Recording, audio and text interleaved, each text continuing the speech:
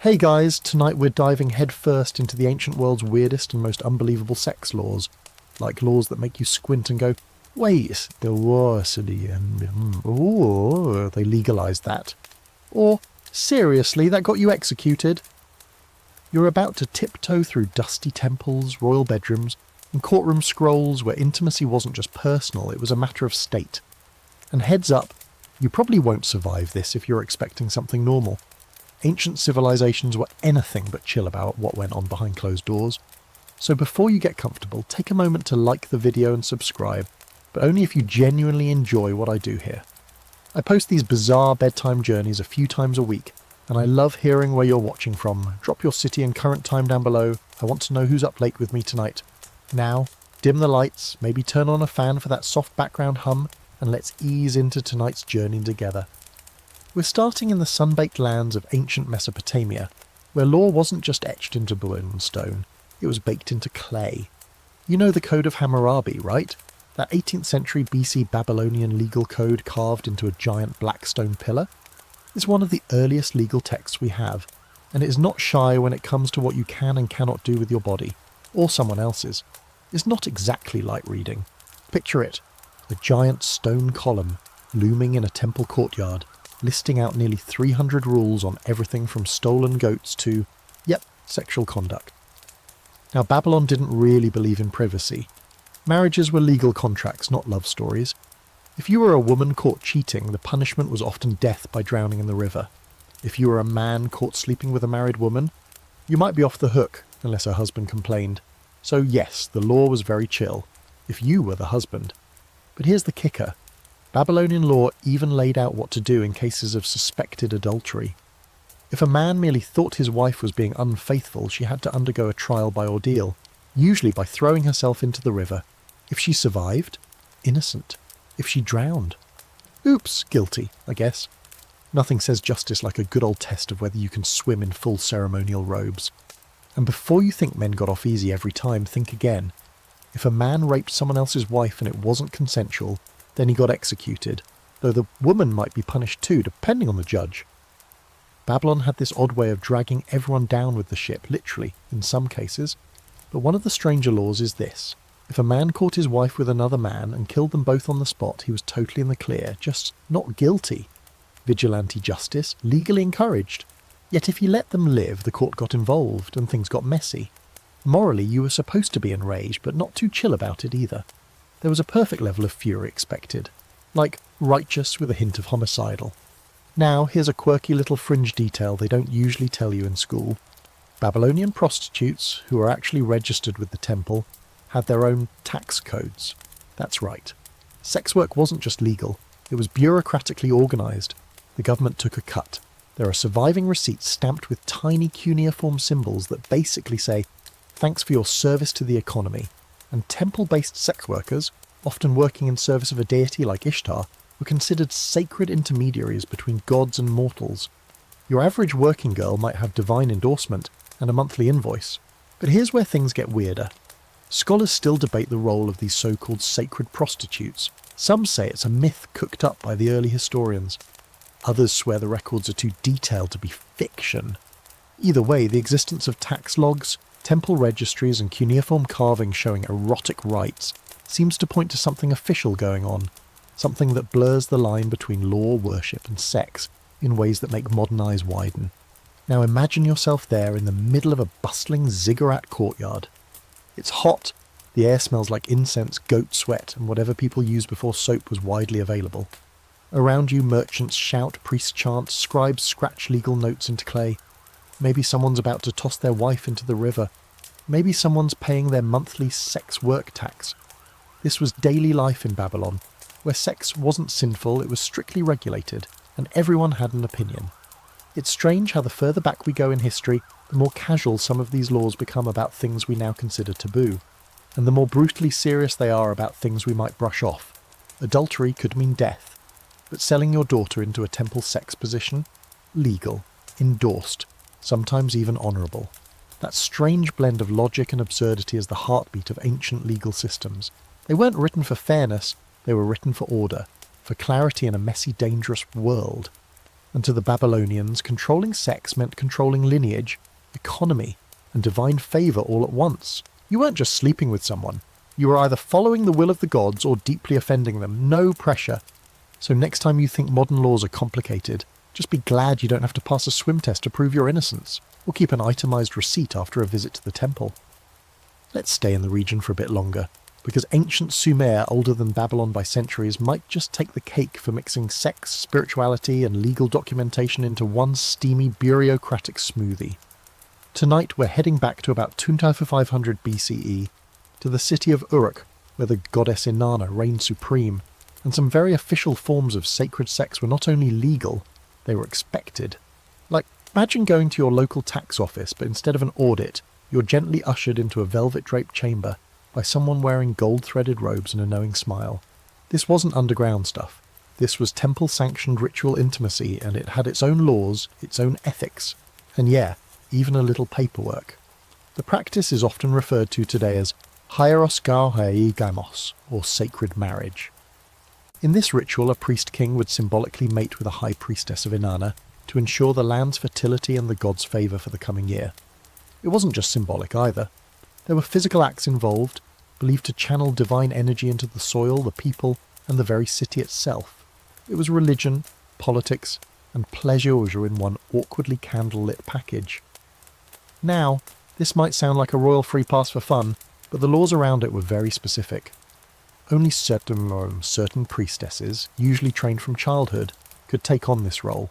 They had to be ritually pure, which meant things like not menstruating during the ritual, fasting beforehand, and reciting hymns to Inanna that, frankly, read more like sultry love poems than sacred scripture.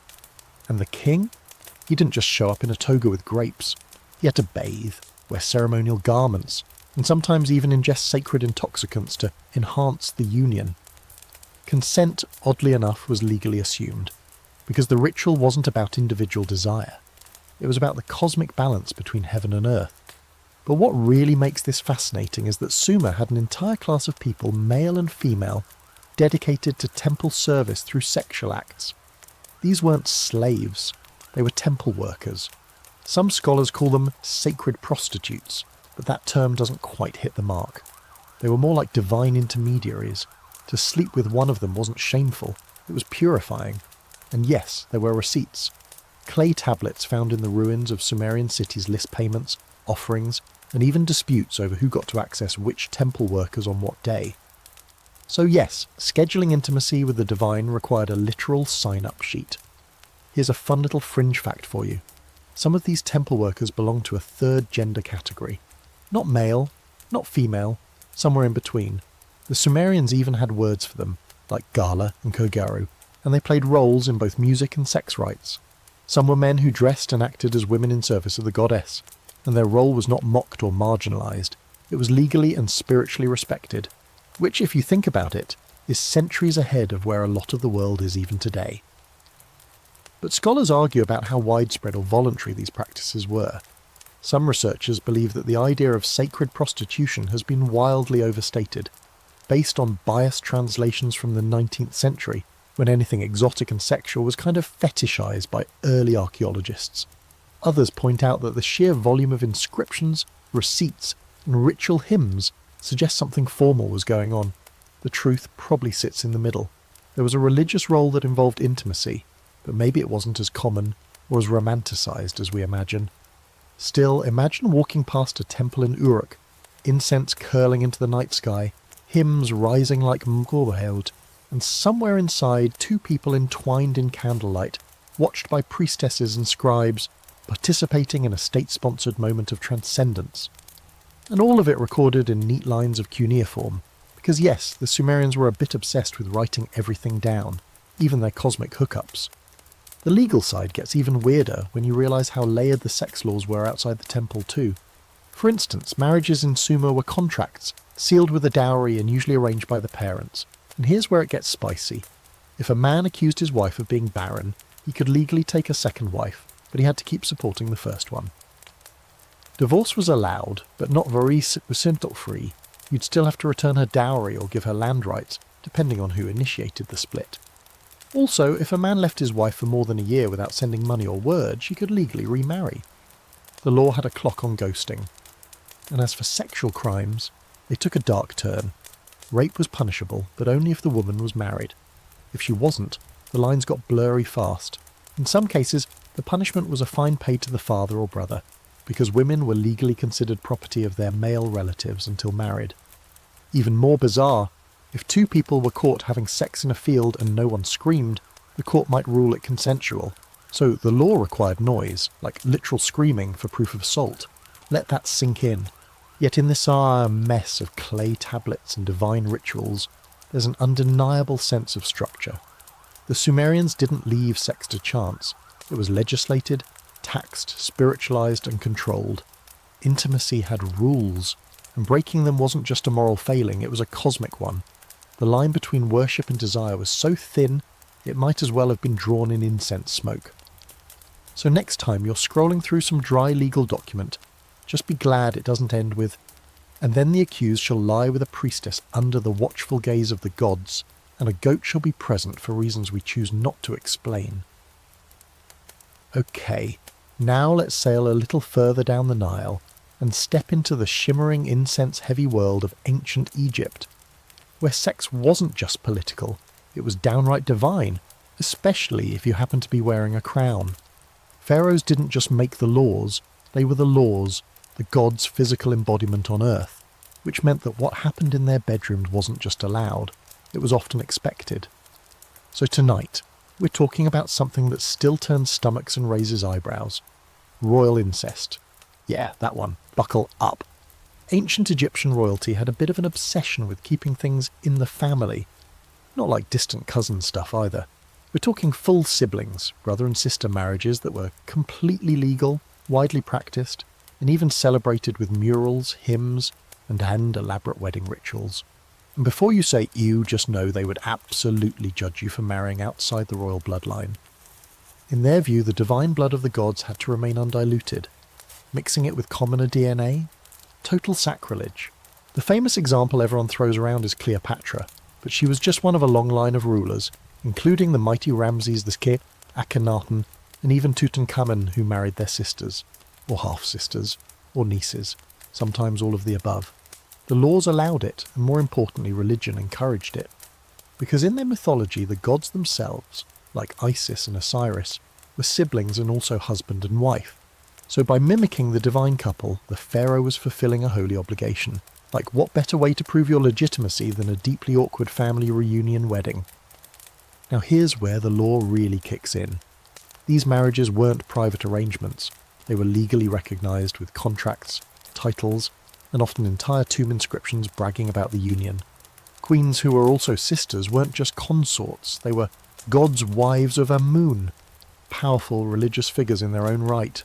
Their shared bloodline gave them automatic access to both political and spiritual power, and any child born of this union? Jackpot, double dose of divine DNA.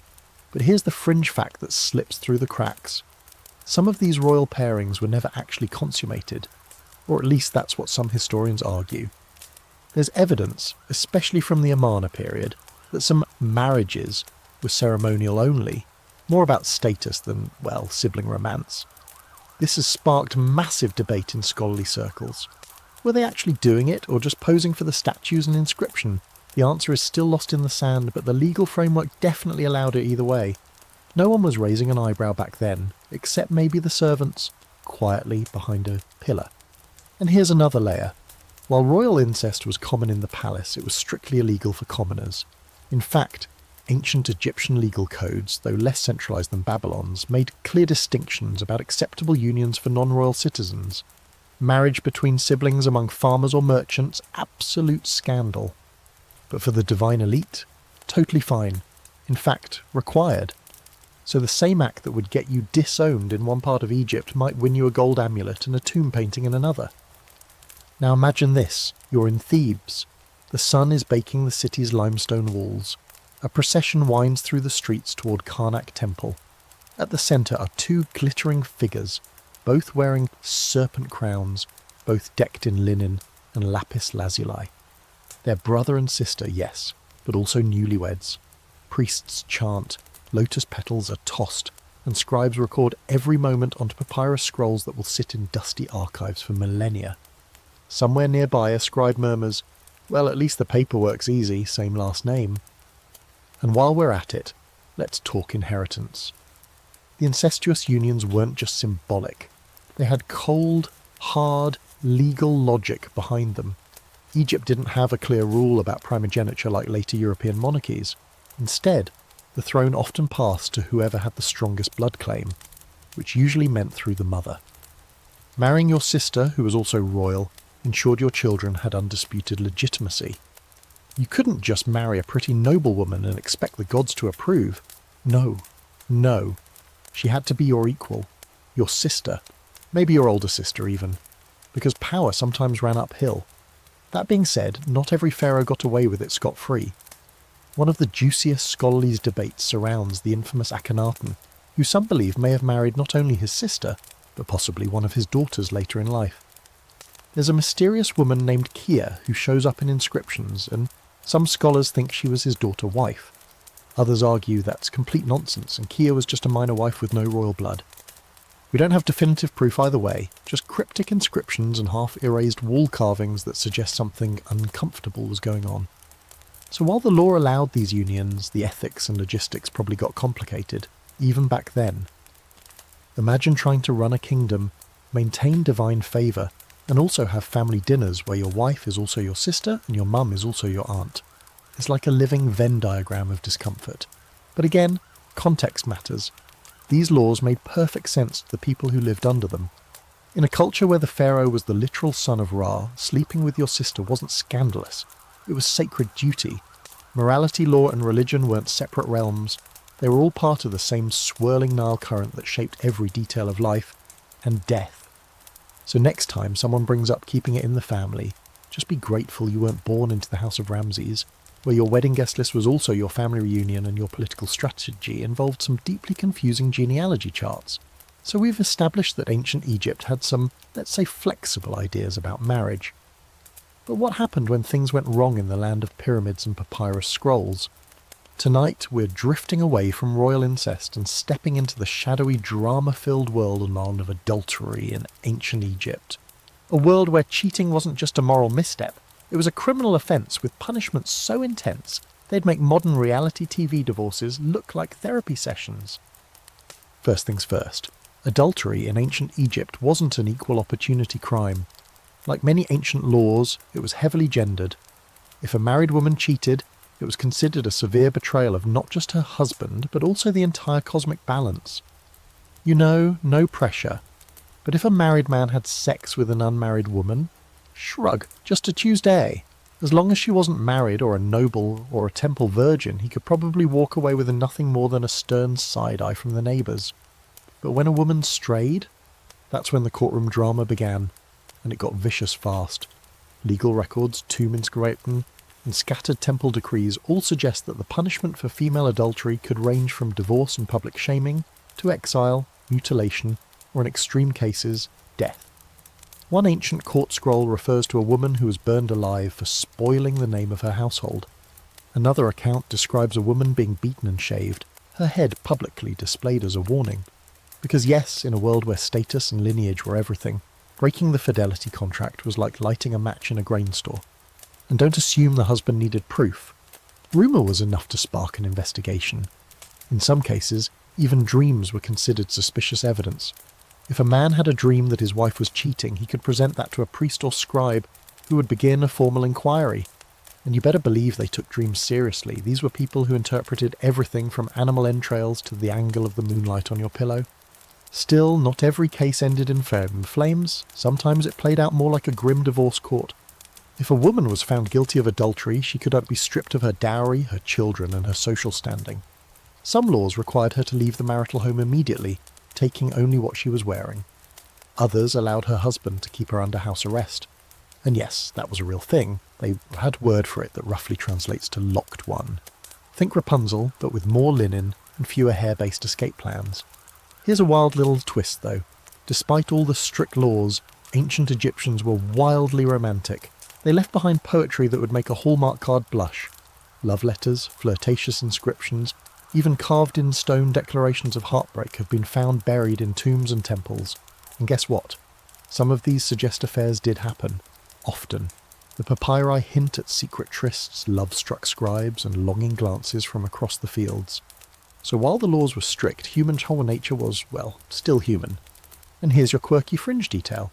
Some scholars believe that certain fertility rituals encouraged extramarital intimacy. Yes, you heard that right. There were ceremonial festivals, like the Feast of the Drunkenness, held in honour of Hathor, where heavy drinking, wild dancing, and questionable decision-making were basically part of the religious experience. At these events, sexual freedom wasn't just allowed, it was celebrated as a way to honour the gods of fertility and pleasure. So you could say there were legal exceptions to the fidelity rule, if you timed your infidelity just right. Of course, not everyone agrees on how widespread these practices were. Egyptologists still debate whether these festivals were genuinely law-free zones or just symbolic rituals blown out of proportion by later historians. Some argue that the state turned a blind eye during those events, while others believe the stories of temple orgies are mostly exaggerated. Either way, the legal system bounced between strict control and strange loopholes, depending on whether the gods were watching or partying. Now, let's take a walk through an upper-class household in Thebes. You step into the courtyard, date palms swaying, a servant pouring wine, the scent of honey and crushed herbs drifting through the air. The lady of the house is reclining on a cushioned bench, a cat at her feet. But something's off. Her husband is missing. Whispers ripple through the household staff. The neighbour saw a scribe leave the back gate late last night. A servant girl swears she heard laughter behind the papyrus screen. By morning, a priest has been summoned. The wife stands before a small tribunal in the home's shrine room. Yes, private justice was often handled at home if you were wealthy enough. The priest holds up a strip of linen, says a prayer to Ma'at, and tosses it into a bowl of water. If it floats, she's innocent. If it sinks, well, it was nice knowing you. And yes, that was a real ordeal, one of many superstitious tests to determine guilt. Others involved sacred oaths, or meditating in isolation until the gods gave a sign. The Egyptians didn't always rely on physical evidence. They relied on omens, symbols, and the occasional talking goose. No joke, one story involves a goose revealing a lover's identity by biting him. Crime-fighting, poultry, go figure. Meanwhile, if the husband was caught cheating, he might have to pay a small fine, apologise publicly, or maybe do a purification ritual at the temple. But death, mutilation, dream interrogation, not likely. That double standard was baked into every layer of society. Men had freedom, women had surveillance. And yet, despite all this, Egyptian society wasn't entirely cruel about love. Some laws protected widows, ensured inheritance rights for children of divorce, and even gave women the power to write their own marriage contracts with clauses like, "He may not take another wife unless I agree." So within the legal storm, there were small islands of agency, brief moments where the rules bent and love wasn't entirely caged. So if you're keeping track, in ancient Egypt, if your spouse had a wandering eye, they might end up shaved, exiled, burned, or bitten by a goose. The gods worked in mysterious ways. And the law? Even more so. Now let's hop across the Mediterranean and into the dust and sweat of ancient Sparta, where things get aggressively weird, but in a very disciplined, state-sanctioned kind of way. You've probably heard about their military obsession, their six-pack abs, their whole raise tough kids or toss them off a cliff vibe. But what most people don't know is that Spartans had some of the most unexpected sex laws in the ancient world. And tonight we're unpacking the bizarre legal practice of wife-sharing. Yes, literally lending your wife to another man for the good of the state. No, it wasn't an orgy. This wasn't Athens. This was Sparta. And Sparta did everything with grit, grunting, and a stern nod of approval from the Council of Elders. So here's the setup. The entire Spartan legal and cultural system was built around producing strong, loyal, obedient warriors. Marriage was part of that, but love, passion, nah, those were distractions. A Spartan marriage wasn't about candlelight dinners. It was more like a government-mandated breeding program. Get in, make strong babies, get out and get back to the gym. And since only a small portion of the male population was full-fledged Spartan, the Spartiates, the city-state was constantly worried about its population declining. Fewer warriors meant fewer victories. Enter the totally legal, deeply confusing custom of procreative borrowing. Let's say you're an older man, maybe a war hero or someone of high status, but you're past your child-making prime. No problem. You can legally invite a younger, stronger Spartan man to sleep with your wife and hopefully give you a son. And here's the kicker. No shame, no secrets, no drama. In fact, it was expected that this would happen if it served the military cause. And this wasn't just an informal arrangement whispered in the agora. Spartan law, backed by oral tradition and enforced by the ephors, the 5 most powerful magistrates in the city, recognised these eugenic couplings as legitimate. Children born from them were fully legal Spartan citizens, as long as the husband approved. Think of it as state-sponsored surrogacy, but with way more leather sandals and way fewer feelings. But what's even stranger? Sometimes the opposite happened. A single Spartan man could be granted temporary access to another man's wife to help her conceive, even if he had no intention of marrying her. These agreements were usually negotiated between the men, and again, no one thought it was scandalous. It was like swapping gym partners, except way more intense. And if a woman had proven herself capable of bearing strong sons, she could even have multiple assigned partners for the sake of strengthening the next generation. No official seals or ceremonies, no flowers, just glory to Sparta and pass the olive oil. And yes, the women had a say, sort of. Spartan women had more legal rights than most women in the ancient world. They could own land, inherit wealth, and were educated to read, write, and manage their households. But when it came to sex laws, their choices were framed by what was best for the city. Personal preference was often outweighed by procreative strategy. Now here's a quirky, lesser-known fact. Newlywed Spartan women often had to disguise themselves as men on their wedding night. Yep, they'd cut their hair short, wear men's clothing, and wait in a darkened room for their husband to sneak in, do the deed, and slip back out before dawn. Why? Scholars still debate this. Some say it was to ease the transition for young men who'd been raised entirely in all-male military barracks and were probably more emotionally, and maybe physically, bonded with their fellow soldiers than with women. Others argue it was just a symbolic gesture to masculinize the act of creating warriors. Either way, it's a ritual that sounds suspiciously like the opening scene of a very niche indie film. The real scholarly debate, though, is over how widespread and formalised these lending practices were. Some historians argue that these stories come mostly from later Greek writers like Plutarch, who romanticised or exaggerated Spartan customs to make them seem more intense or noble. Others think the archaeological and literary evidence, combined with how few full-blooded Spartans there actually were by the end of their era, supports the idea that this wasn't just a quirky exception, but a critical part of Spartan survival.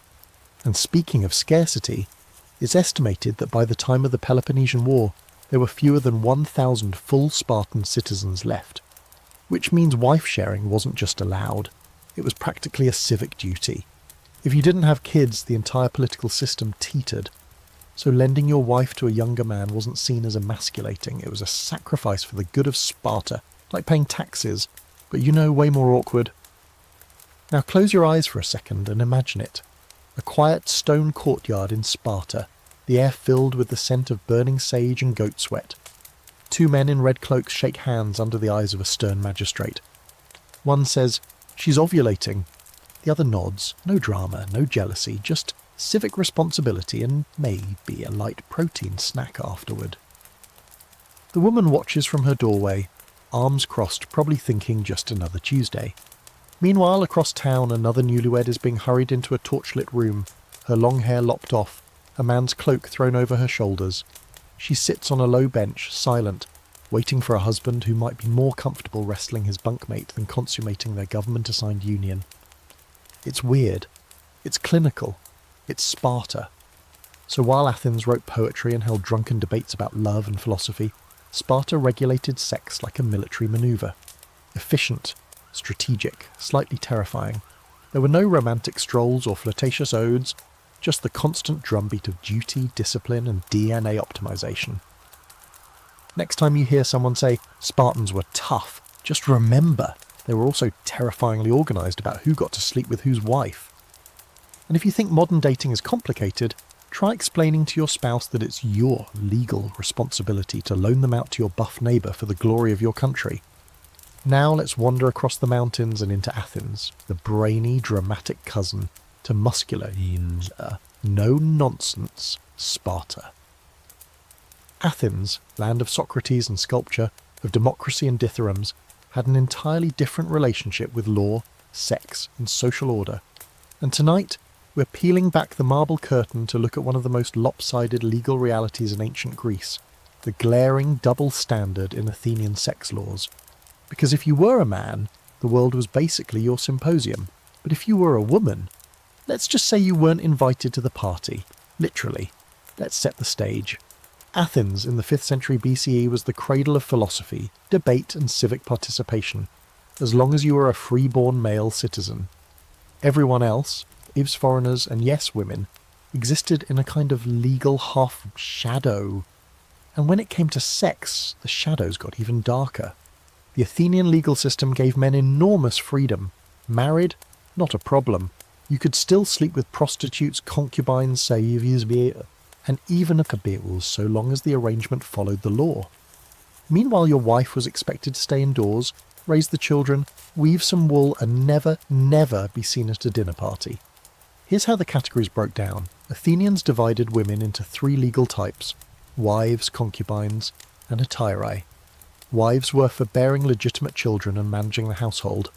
Concubines were for daily pleasure, often long-term companions without legal recognition. And hetairai? They were the high-class courtesans, educated, witty and legally protected, able to own property, converse with men in public, and attend symposia, those famous male drinking parties where people debated philosophy while getting progressively wine drunk. A hetaira could flirt with Plato and recite Sappho, all in the same evening. Your wife?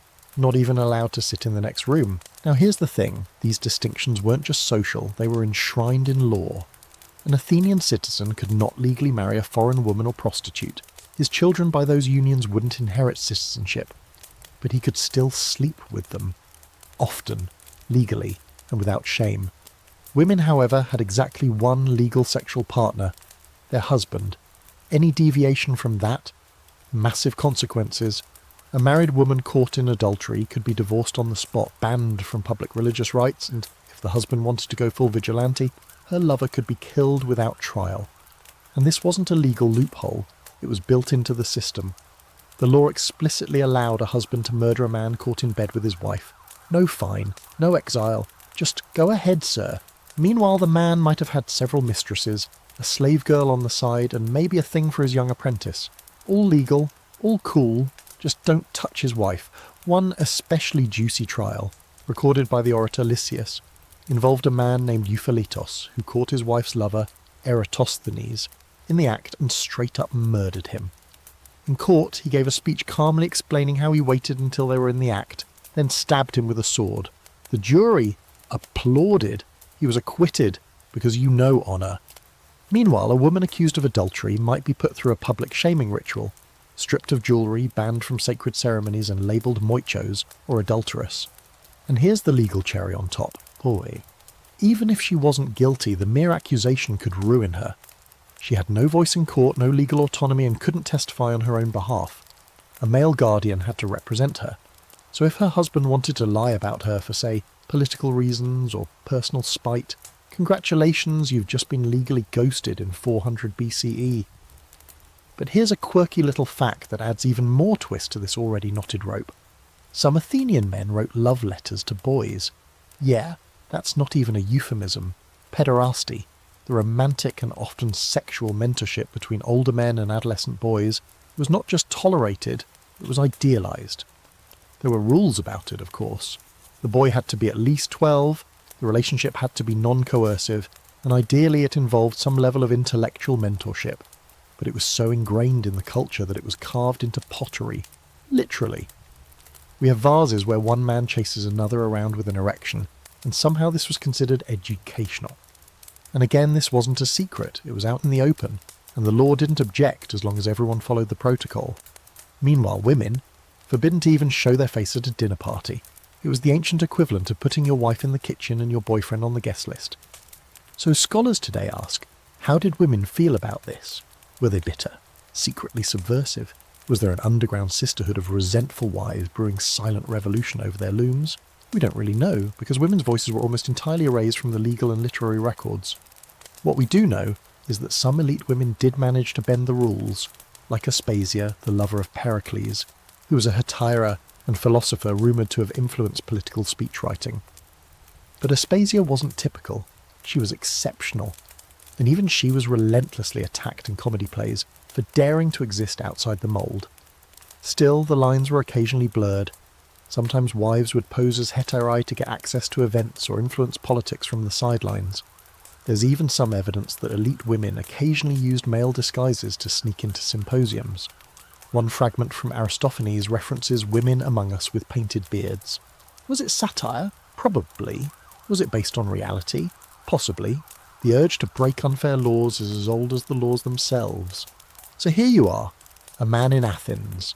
You can flirt with a hetaira, sleep with your slave, court a teenage boy, kill your wife's lover, and still hold a seat on the city council.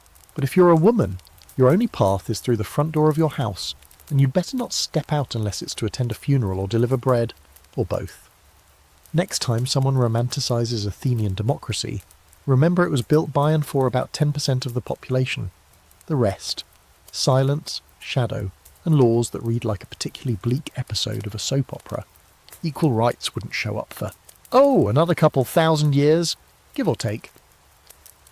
Let's keep following the philosophical wine trail into Rome, where the toga was always freshly laundered, the forums echoed with political and political scheming, and behind every marble column was someone breaking a law they helped write.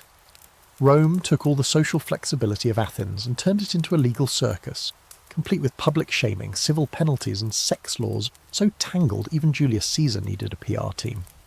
Tonight, we're stepping into the world of Roman bedchambers and Senate rules, where who you slept with could make or break your entire political career, and sometimes your head. In theory, Rome was a republic built on structure, honour and discipline. In practice, it was a mess of contradictions. The legal code, starting with the 12 tables and evolving over centuries, laid out expectations for marital fidelity, chastity and family virtue, especially among the elite. But Roman elites were also some of the most creatively unfaithful people in ancient history. It wasn't even a secret. It was more like a competitive sport. Let's start with marriage. For a Roman citizen, particularly a man of the senatorial class, marriage was as much a political alliance as it was a legal status.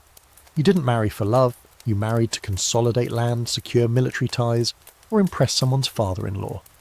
But even within these high-stakes arrangements, the expectations were vastly uneven.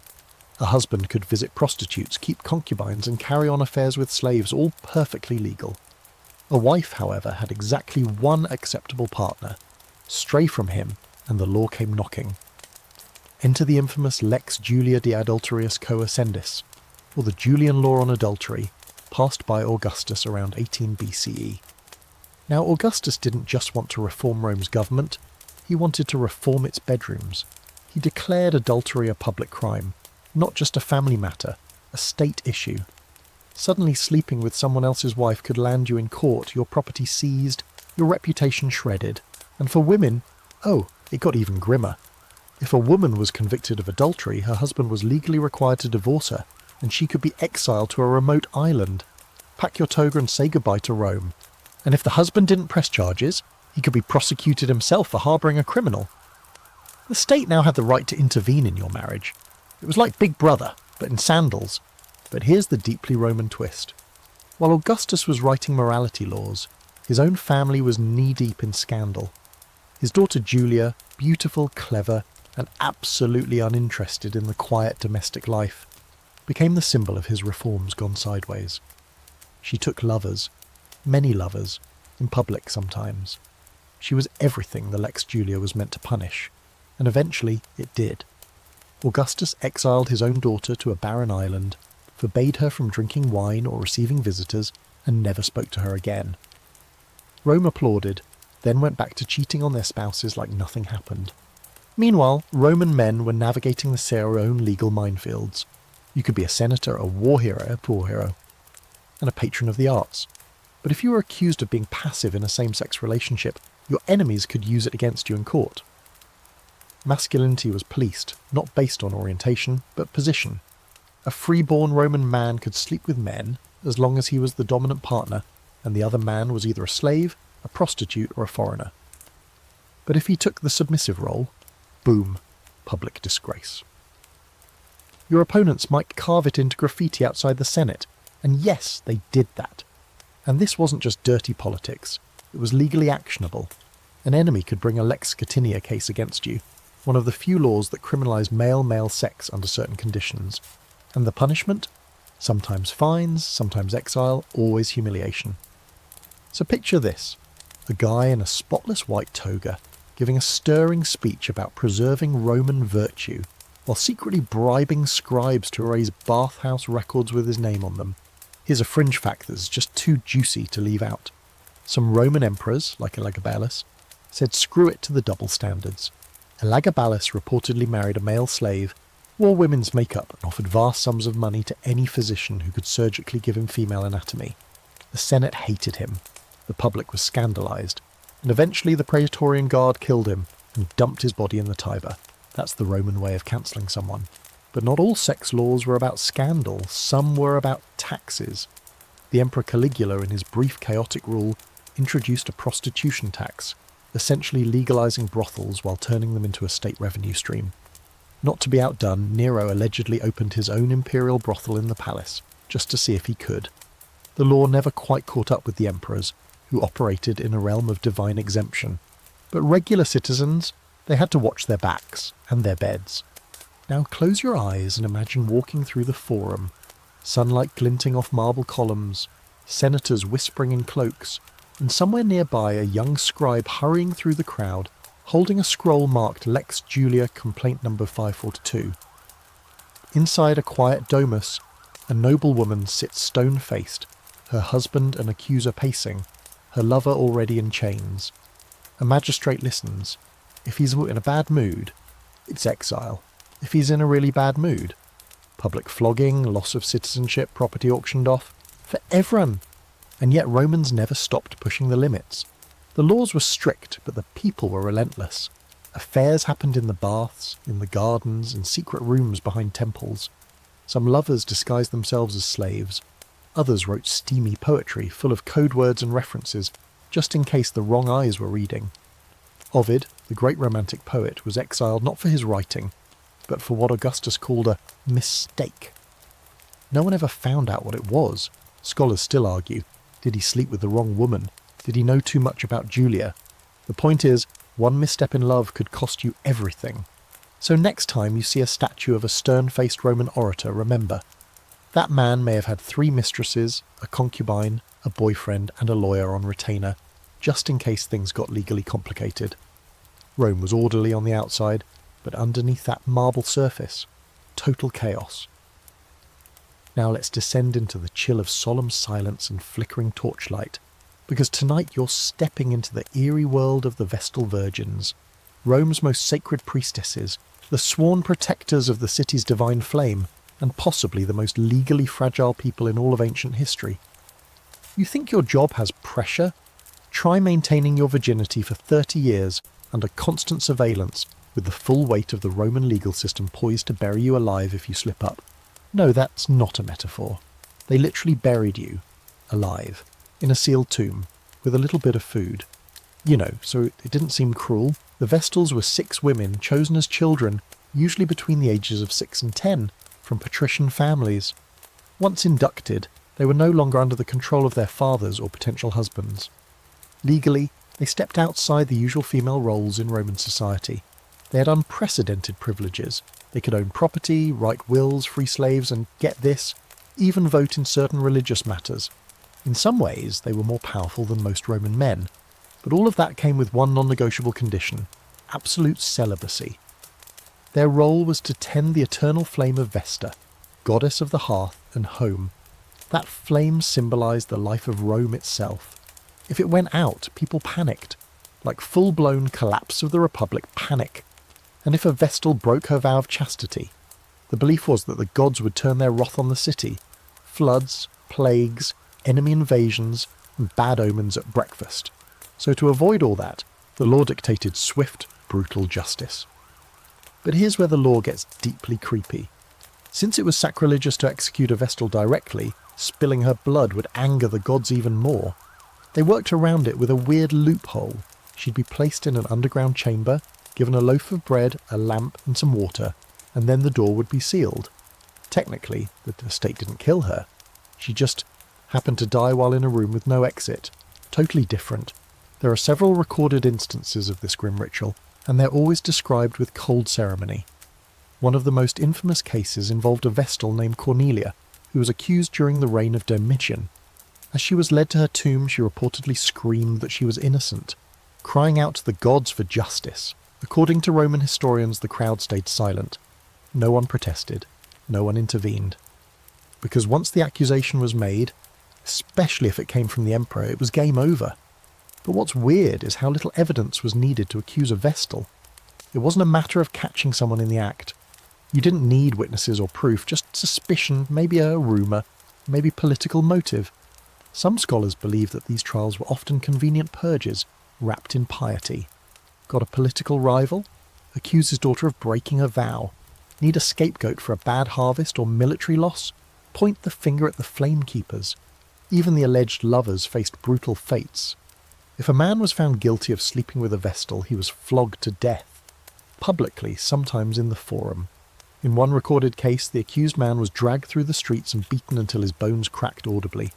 The logic was, if the gods were angry, someone had to pay, preferably two people, and yet not every case ended in burial. There are whispers in historical records of Vestals being falsely accused and somehow escaping their sentence. One legend tells of a Vestal who proved her innocence by carrying a sieve full of water from the Tiber to the temple without spilling a drop. Another supposedly caused a dying tree to bloom again just by touching it. Whether you believe these stories or not, they hint at a legal system so tangled in superstition, even miracles had legal weight. Now for your fringe fact, Vestals were also used as living lie detectors. Because they were considered pure and divinely favoured, their presence was thought to reveal truth and dispel deceit. If two parties were in a legal dispute, a Vestal might be summoned to stand in the courtroom, not to speak, but just to exist in the room. Her mere presence was supposed to shame liars into silence or make the guilty squirm. Picture that, a silent woman in white robes, flanked by lictors entering a courtroom like a human polygraph. That's Roman legal drama for you. Still, despite the terrifying penalties, being a Vestal was a coveted position. Families fought for the honour. The role came with high status, financial perks, and legal freedoms no other women had. And after serving 30 years, 10 learning, 10 performing, 10 teaching, a Vestal could retire. She could even marry. Though, good luck finding a man brave enough to woo a woman who once walked through sacred fire and held the fate of Rome in her hands. Probably made Tinter a bit awkward. Imagine it now. Twilight in Rome, temple fires flickering, the streets growing quiet as the Vestals pass through in their ivory robes. Citizens step aside, bowing their heads. Somewhere a young girl has just been selected for the role, leaving her family behind. She won't speak to them again for years. Her new home is the Temple of Vesta, where the law is both shield and sword. And as she lays down to sleep, she knows that one wrong step, one secret glance, one accidental whisper of intimacy could be the end. So yes, Rome gave these women power, but it also placed them in a cage made of marble and fear, where the slightest crack could shatter their entire world. Sacred? Definitely. Safe? Not even close. Now let's talk about a Roman emperor who looked at all this sexual legislation, sacred priestesses, Julian morality laws, oaths of celibacy and civic virtue, and said, you know what, we're having way too much fun. That emperor was Augustus, and tonight we're diving into the legendary, weirdly bureaucratic party crash known as the orgy laws of Rome. Yes, Augustus passed actual laws to regulate, restrict, and sometimes criminalise the sheer volume of debauchery happening in Roman homes, villas, and especially those wild, wine-soaked dinner parties where anything might happen after the fourth course. Let's backtrack just a little first. By the time Augustus took power in 27 BCE, Rome was basically crawling out of decades of civil war, political assassinations, and a level of social chaos that makes the wildest house party look like a church bake sale. There were rumours of noble women running underground brothels, senators engaging in costume parties that ended with orgies in the atrium, and feasts that lasted days, complete with human fountains pouring wine from their mouths. And yes, that last one is real. Caligula took the concept and ran with it. So Augustus decided Rome needed morality. Enter the Lex Julia de Maritandis Ordinibus and the Lex Julia de Adulterius Coascendis. a pair of legal buzzkills that tried to whip the Roman elite back into shape. These laws encouraged marriage, criminalised adultery, and penalised celibacy. That's right, being unmarried could literally cost you money, inheritance rights, or even your seat in the Senate. Augustus's reasoning? Fewer marriages meant fewer Roman babies, and the empire needed more citizens to man its armies and fill its tax rolls, and nothing kills a good orgy like a state-mandated wedding. So how did these orgy laws actually work? Well, they weren't labelled that in writing, but make no mistake, Augustus had his eye on Rome's favourite pastime, large private gatherings involving mixed company, especially those with musical entertainment, excessive drinking and, how shall we say, physical liberties, were suddenly seen as a moral threat. You couldn't just invite 20 people over, uncork a dozen amphoras of wine, and see where the night went. The moment your gathering got too big, too loud, or too naked, you were officially on the state's radar. And it wasn't just citizens being judged. Augustus employed a group of censors, essentially ancient morality police, who could walk into your home and assess your virtue, or lack thereof. They monitored behaviour, imposed penalties, and could demote your social rank if they found your lifestyle a little too spicy. Imagine a guy with a scroll and a disapproving stare knocking on your door during dessert to check if everyone had their tunics on. Party foul of the highest order. But here's the thing, Augustus didn't stop with parties. He targeted the sex economy too. Prostitution had always been legal in Rome, but now sex workers had to register with the state. Their names were recorded, their status was formalised, and, this is real, they were forbidden from wearing the clothing of respectable women. That means no fancy stolas, no head coverings, nothing that could blur the social line between a wife and a working girl. Roman law was extremely concerned with appearance. If you were breaking the law, you better look like it. Now here's a wonderfully bizarre fringe detail.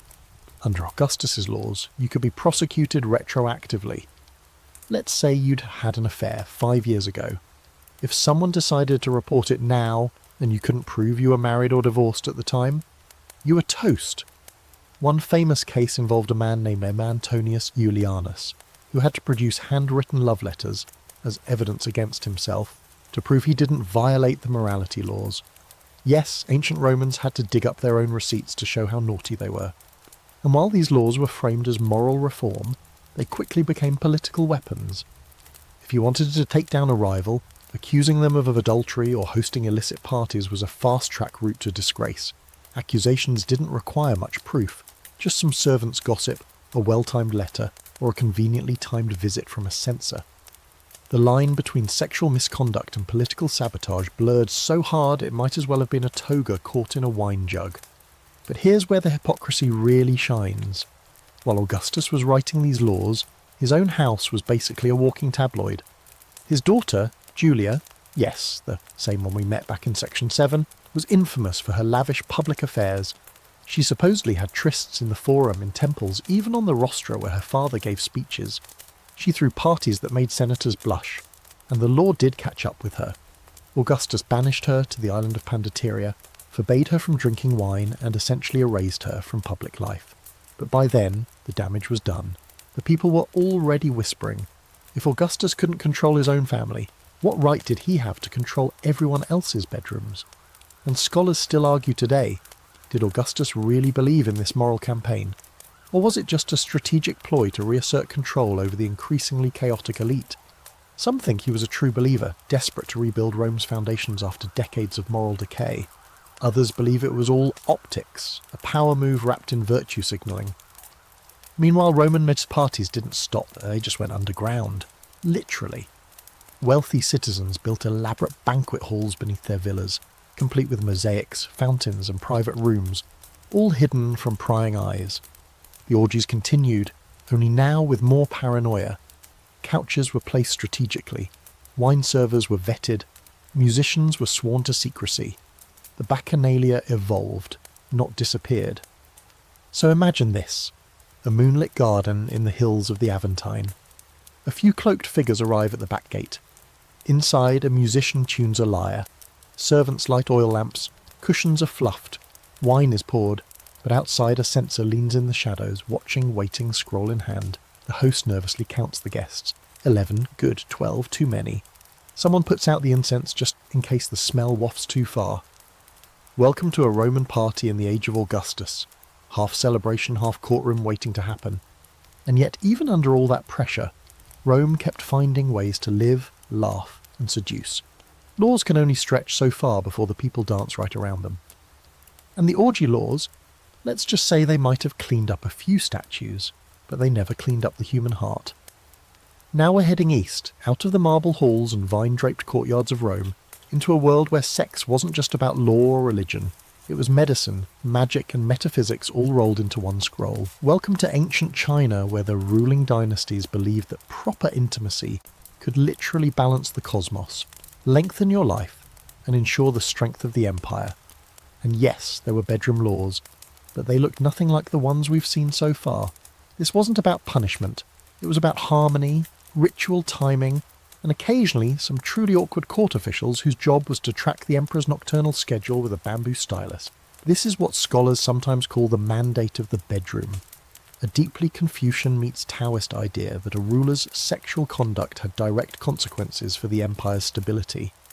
In ancient China, especially during the Han Dynasty, circa 200 BC to 200 CE, the emperor wasn't just the head of state. He was the son of heaven, the bridge between the mortal world and the divine order. If he was having too much sex, chaos. If he was having too little, even worse. There had to be balance, measured, calculated, and of course recorded. Here's how it worked. The emperor had a harem, sometimes hundreds of concubines, categorized by rank, age, and astrological compatibility. The higher-ranking ones lived closest to the imperial bedchamber, and every night the emperor's eunuchs, who ran the harem with terrifying precision, would present him with a bamboo tally inscribed with a concubine's name. If he chose her, the record would note the time, location, and duration of the visit.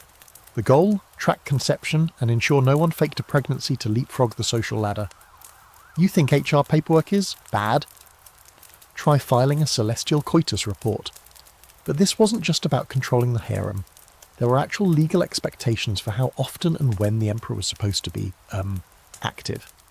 Taoist medical texts from the period, some of which were studied at the imperial court, laid out very specific recommendations: how many times a week a ruler should ejaculate, which days were most auspicious, and even which sexual positions aligned with the 5 elements.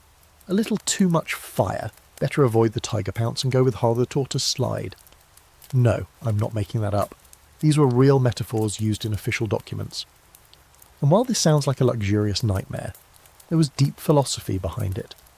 Taoist principles held that Jing, the life essence, could be depleted by reckless sex, especially ejaculation. For men, the trick was to engage in sex without release, preserving their vitality while absorbing the feminine yin energy of their partners. Women, on the other hand, were encouraged to climax freely. Yes, in this one ancient culture, women had the legal and philosophical upper hand in bed, at least according to theory. Whether or not this held true in practice is, let's say, open to interpretation. Still, these ideas weren't fringe. They were baked into law and practice. Medical officials and court advisors would often intervene if they thought the emperor was exhausting himself. A documented case from the Han Dynasty shows ministers petitioning the emperor to limit his sexual activities so he wouldn't become weak in the limbs and cloudy of thought. Basically, "Your Majesty, please stop sleeping with everyone. You're ruining national policy."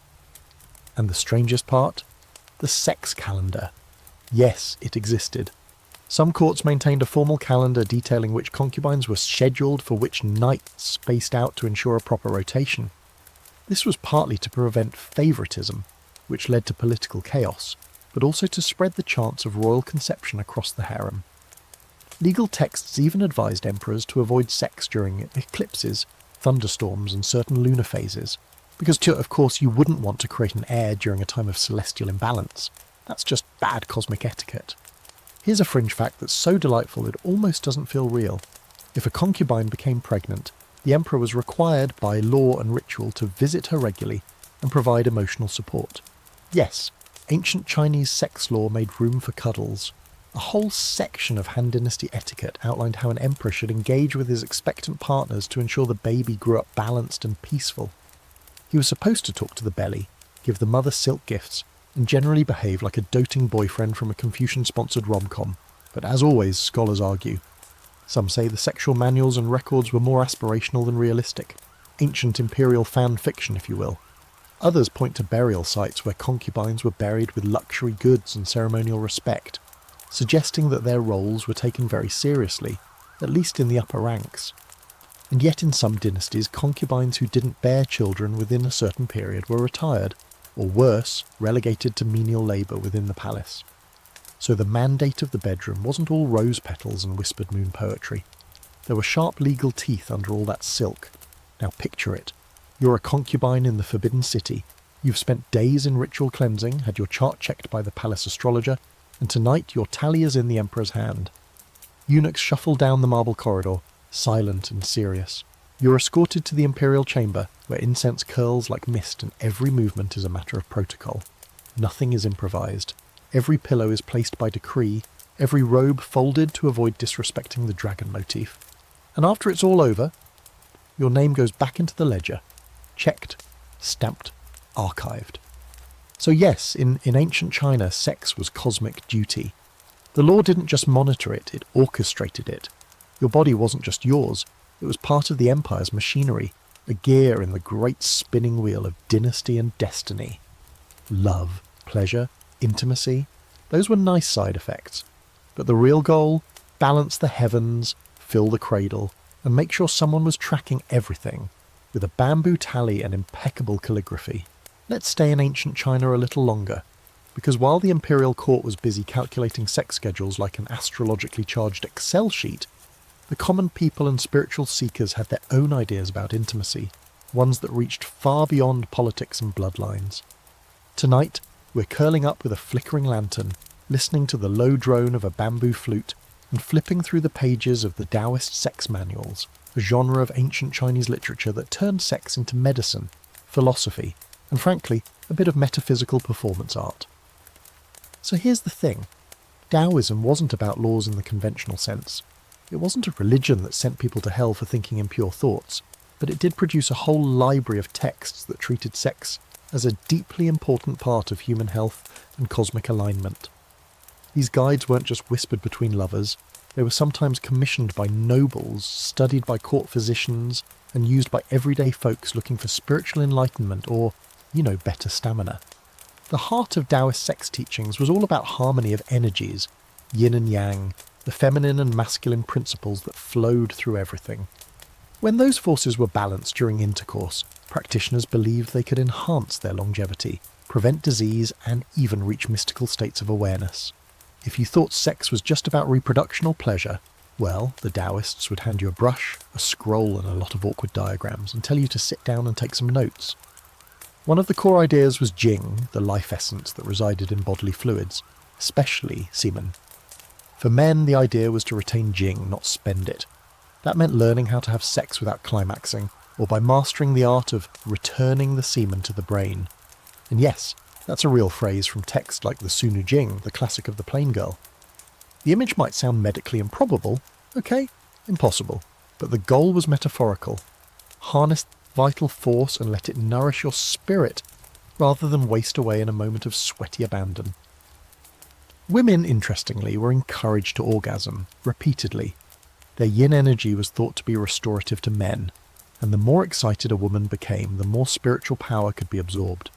In some texts, women were even instructed in various breathing techniques and internal massages to increase their sexual energy and stimulate the flow of qi, or life force. Suddenly, those 90s yoga classes seem a little less edgy, huh? The manuals were thorough. They described dozens of positions, each with evocative names like White Tiger Pouncing on Prey, The Monkey Steals the Peach, and The Jade Stem Meets the Golden Gate. Sound like kung fu moves? That's because they kind of were. Many of these guides linked sex with martial arts, medicine, and even battlefield strategy. One text compared lovemaking to a general planning his attack. Observe, wait, strike with precision, then withdraw to restore your strength. Pillow talk? More like campaign logistics. But let's be clear, this wasn't a free-for-all. Taoist sex teachings were filled with do's and don'ts, and many of them leaned heavily into calendar law. You weren't supposed to have sex on certain days of the month, especially during eclipses or storms. One text warned that intercourse during the 1st and 15th days of the lunar cycle would scatter the soul and damage the bones. Another suggested avoiding intimacy on the 3rd and 7th decks, unless you were trying to summon demons. So mark your calendar accordingly. Here's your fringe fact. Some of these manuals were so influential that emperors had official sexologists in court. Yes, that was a real job. These physicians would prescribe sexual regimens to help balance the emperor's health and moods. Too angry, spend a night with a yin-heavy concubine born under a water sign. Too sluggish, try a tiger-natured partner with metal energy.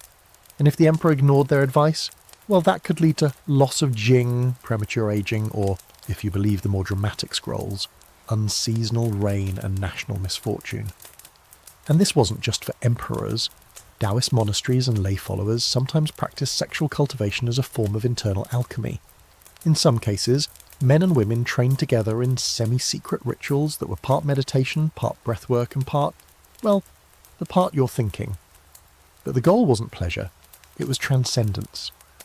Practitioners believed that through disciplined sexual union, they could unlock immortality or at the very least purify their spiritual core.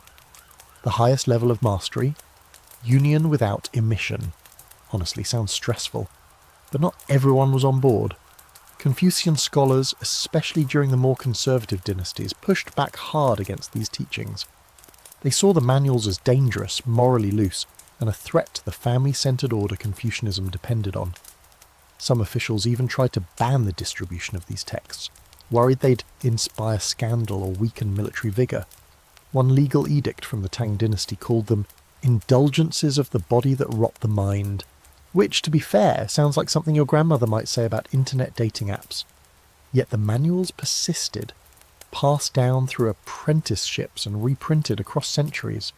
Some were smuggled across borders, others buried with their authors, and still others were disguised as poetry to escape censorship. Even today, bits and pieces of Taoist sex wisdom find their way into modern wellness books and questionable health blogs, stripped of their mystical context and rebranded as ancient Chinese bedroom secrets. Now close your eyes and imagine a small candlelit room in a mountain village. A young couple kneels across from each other, breathing in unison, hands resting on each other's pulse points. No words, just movement, rhythm, energy. Outside, a gentle wind stirs the bamboo leaves. Inside, the room is silent, except for the rustle of silk and the occasional awkward instruction. No, not like the phoenix, more like the carp swimming upstream. So yes, in ancient China, sex law could look like a death ledger in the emperor's harem, or it could look like a manual on how to ascend to immortality through synchronized breathing and well-timed pelvic alignment. Either way, you needed a good calendar, a sense of discipline, and probably a chiropractor. Tonight we're heading a little further south into the subcontinent of India, land of epic poems, towering temples, and the most misunderstood sex manual in human history. That's right, we're cracking open the pages of the Kama Sutra. But this isn't going to be some blushy yoga mat store overview of positions and pillows. We're going deeper into the real legal and cultural framework that made this text a guide, not just for pleasure but for social power, legal manoeuvring and personal identity in classical Indian society. First off, let's get something straight. The Kama Sutra is not just an erotic picture book. It's a dense, highly structured treatise written in Sanskrit sometime between the 3rd and 5th century CE by a scholar named Vatsyayana. And it's not all about sex. In fact, only one of the 7 books deals directly with physical techniques. The rest? They're about courtship, relationships, marriage, adultery, legal rights of courtesans, and, my favourite part, how to decorate your house to impress someone you want to sleep with. Pro tip, trained parrots and fragrant oils go a long way. But let's zoom in on the legal dimension. The Kama Sutra didn't exist in a vacuum. It was one part of a 3-part system of ancient Indian law and life: Dharma, duty; Artha, wealth; and Karma, pleasure. Each had its own set of texts and ethical codes, and together they shaped how people were expected to behave in public and private. Want to be a good citizen? You better balance all 3. Too much pleasure, and you're a hedonist. Too much duty, and you're a boring ascetic. The Kama Sutra was about lawful pleasure. When, where, how, and with whom you could seek erotic fulfillment while staying on the good side of the gods and the village elders. Now, this is where things get spicy and technical. The the text lays out legal rules for courtship.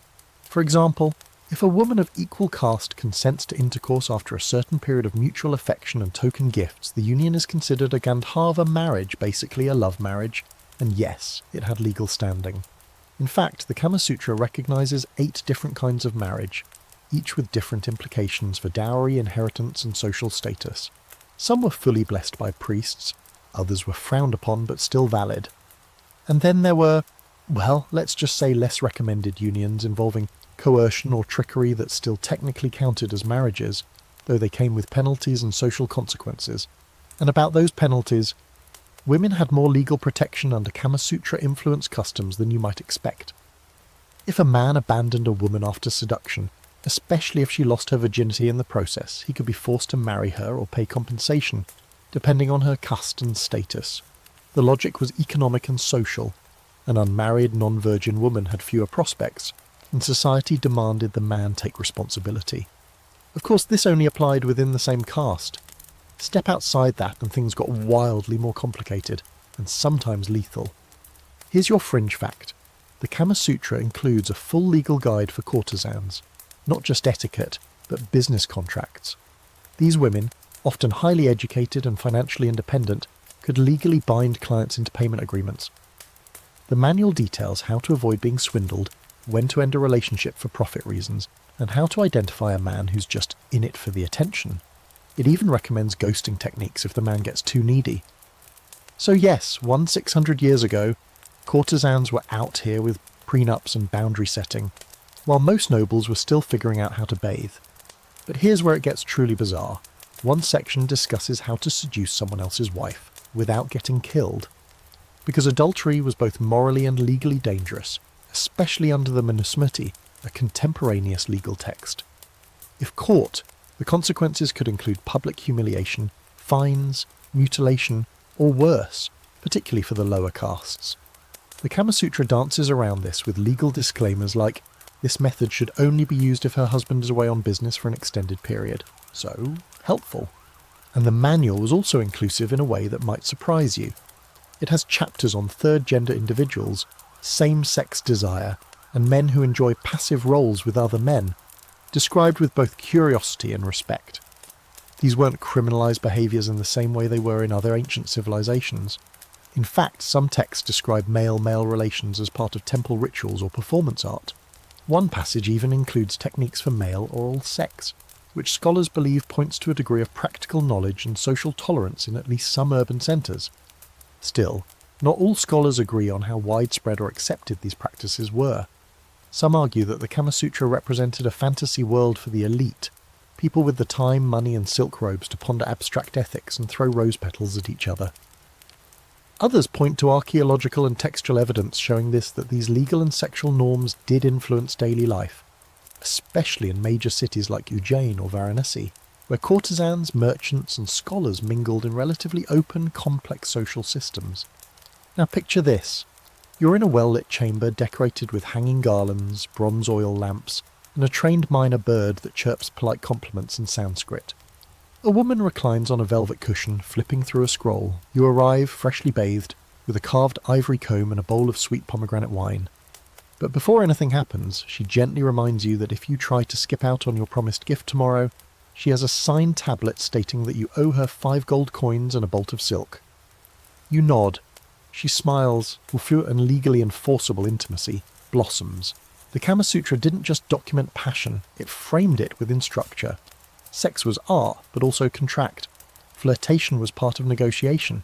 And pleasure, it was perfectly legal, as long as it respected caste, timing, commitment, and, of course, the occasional footnote about how not to get stabbed by an angry husband. So if you thought the Kama Sutra was just a list of suggestive silhouettes and bendy poses, think again.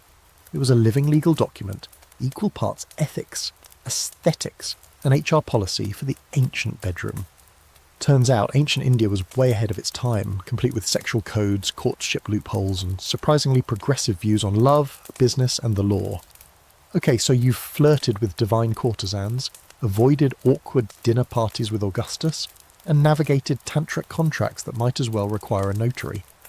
But tonight, we're entering a darker, more suspicious part of the ancient bedroom, Because what happens when someone lies about sex, or worse, when society demands that you prove your innocence with your body? Welcome to the unsettling world of virginity trials in the Vedic age, where social purity wasn't just a virtue, it was a testable condition. We're in ancient India again, but long before the Kama Sutra, deep in the early Vedic period, roughly 1500 to 500 BCE. This was the time of hymns, fire rituals, and epic oral traditions. Society was structured around Varna, social class, and Dharma, duty, and the family unit was central to cosmic order. And while the Vedas don't exactly list out sex laws like modern legal codes, the surrounding Dharma Shastras and post-Vedic texts paint a very clear picture. Female chastity was a cornerstone of honour, status, and law. If that corner cracked, so did everything else. Now, here's where things get deeply, uncomfortably specific.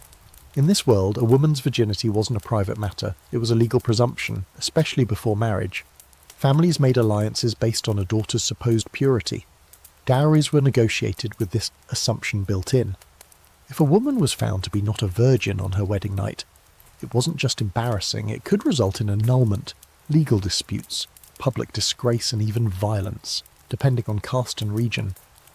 But how do you prove something so personal? Glad you didn't ask. One of the most disturbing aspects of early South Asian sex law was the ritualized virginity test. In some cases, it was informal. If the bride bled on the wedding night, she was considered proven. If not, well, out came the accusations. That little piece of blood-soaked cloth, it could make or break a woman's future. In wealthier households, it might even be presented to the elders, like a weird grim receipt, and if there was doubt. Enter the more formal rituals. One such ordeal involved the trial by fire, or at least heat. If a woman was suspected of premarital sex and denied it, she might be forced to carry a red-hot iron rod, or walk over heated coals to prove her purity. If she completed the task unscathed, or so the theory went, it meant she was innocent. Any burns, proof of guilt. It was part symbolic test, part superstitious spectacle, and 100% nightmare fuel. And yes, similar vascular trials were also used to determine fidelity in marriage. One text even describes a scenario where a wife accused of adultery is ordered to swallow a truth potion made of cow urine and tableton and bark resin. If she vomits, guilty. If she doesn't, innocent. If you're wondering what happened to innocent until proven guilty, so is everyone else. Now here's a bizarre fringe twist. In some regions, if a girl failed the virginity test but your astrological chart was favourable, a priest could override the evidence. That's right. Virgo rising might just save your marriage prospects. The stars, after all, didn't lie, even if people did.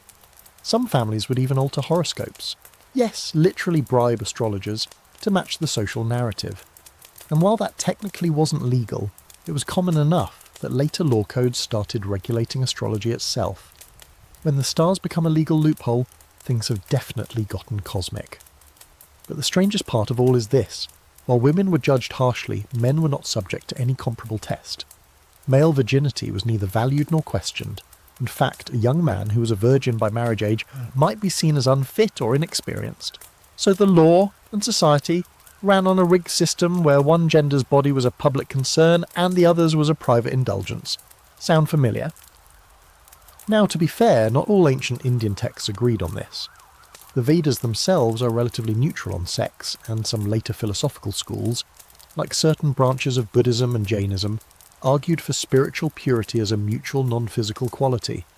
They believed chastity was about intent, not anatomy, but those voices were drowned out by centuries of tradition that treated the female body like a legal document. Bleed, and you're credible. Don't bleed, and you better pray your karma's been excellent. Here's a little-known, slightly surreal footnote. In some cases, women accused of impurity could appeal to temple oracles, usually older women considered divinely inspired. These wise women would examine the accused, sometimes physically, sometimes spiritually, and deliver a verdict.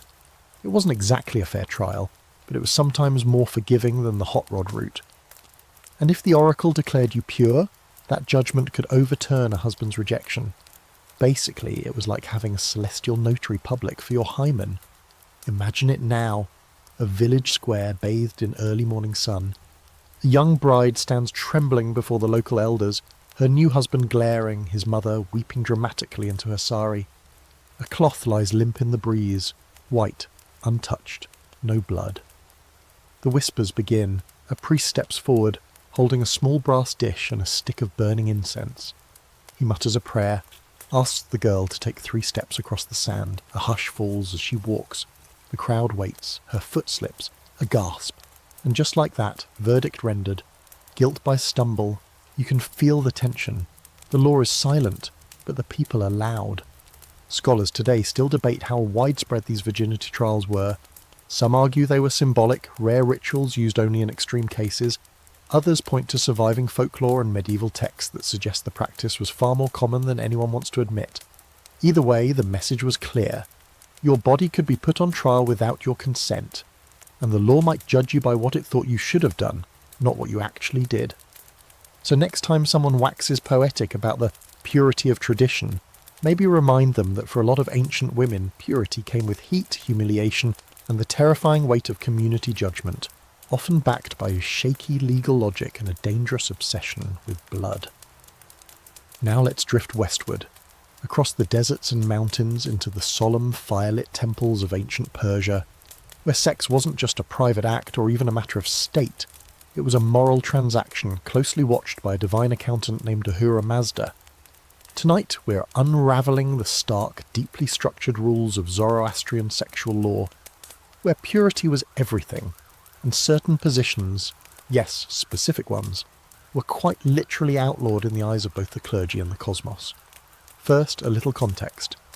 Zoroastrianism, one of the world's oldest organised religions, shaped Persian life long before Islam entered the scene. Founded by the prophet Zoroaster, or Zarathustra, if you're feeling Greek about it, this faith was all about cosmic dualism, truth versus lies, order versus chaos, purity versus defilement. And unlike some ancient systems that made room for ambiguous grey zones, Zoroastrian law was very clear.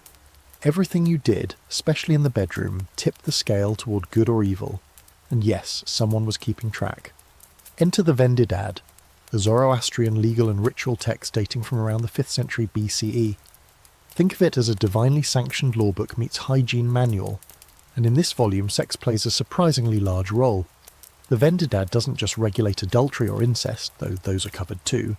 It lays out extremely specific laws about sexual positions, bodily fluids, and even where you're allowed to do the deed. Let's start with the simple stuff, sex within marriage. For the purpose of procreation. Excellent. You're doing Ahura Mazda's work. Just make sure it's in a clean, quiet space, not near a fire, water source, or anything sacred. Do it on temple grounds or near a sacred flame. Boom! Impurity. You've just angered the gods, and now a priest has to ritually cleanse the entire area with special chants and maybe a bucket of cow urine. No joke, ritual purity was everything. But then we get to the real kicker, positions and practices that were explicitly forbidden. According to certain Zoroastrian interpretations, any act that didn't lead to reproduction, anything unnatural in their phrasing, was a sin not just against social order, but against cosmic order. That meant oral sex, anal sex, mutual masturbation, even non-procreative intercourse during a woman's period were all labelled as dru, or demonic lies, and they didn't just frown upon it.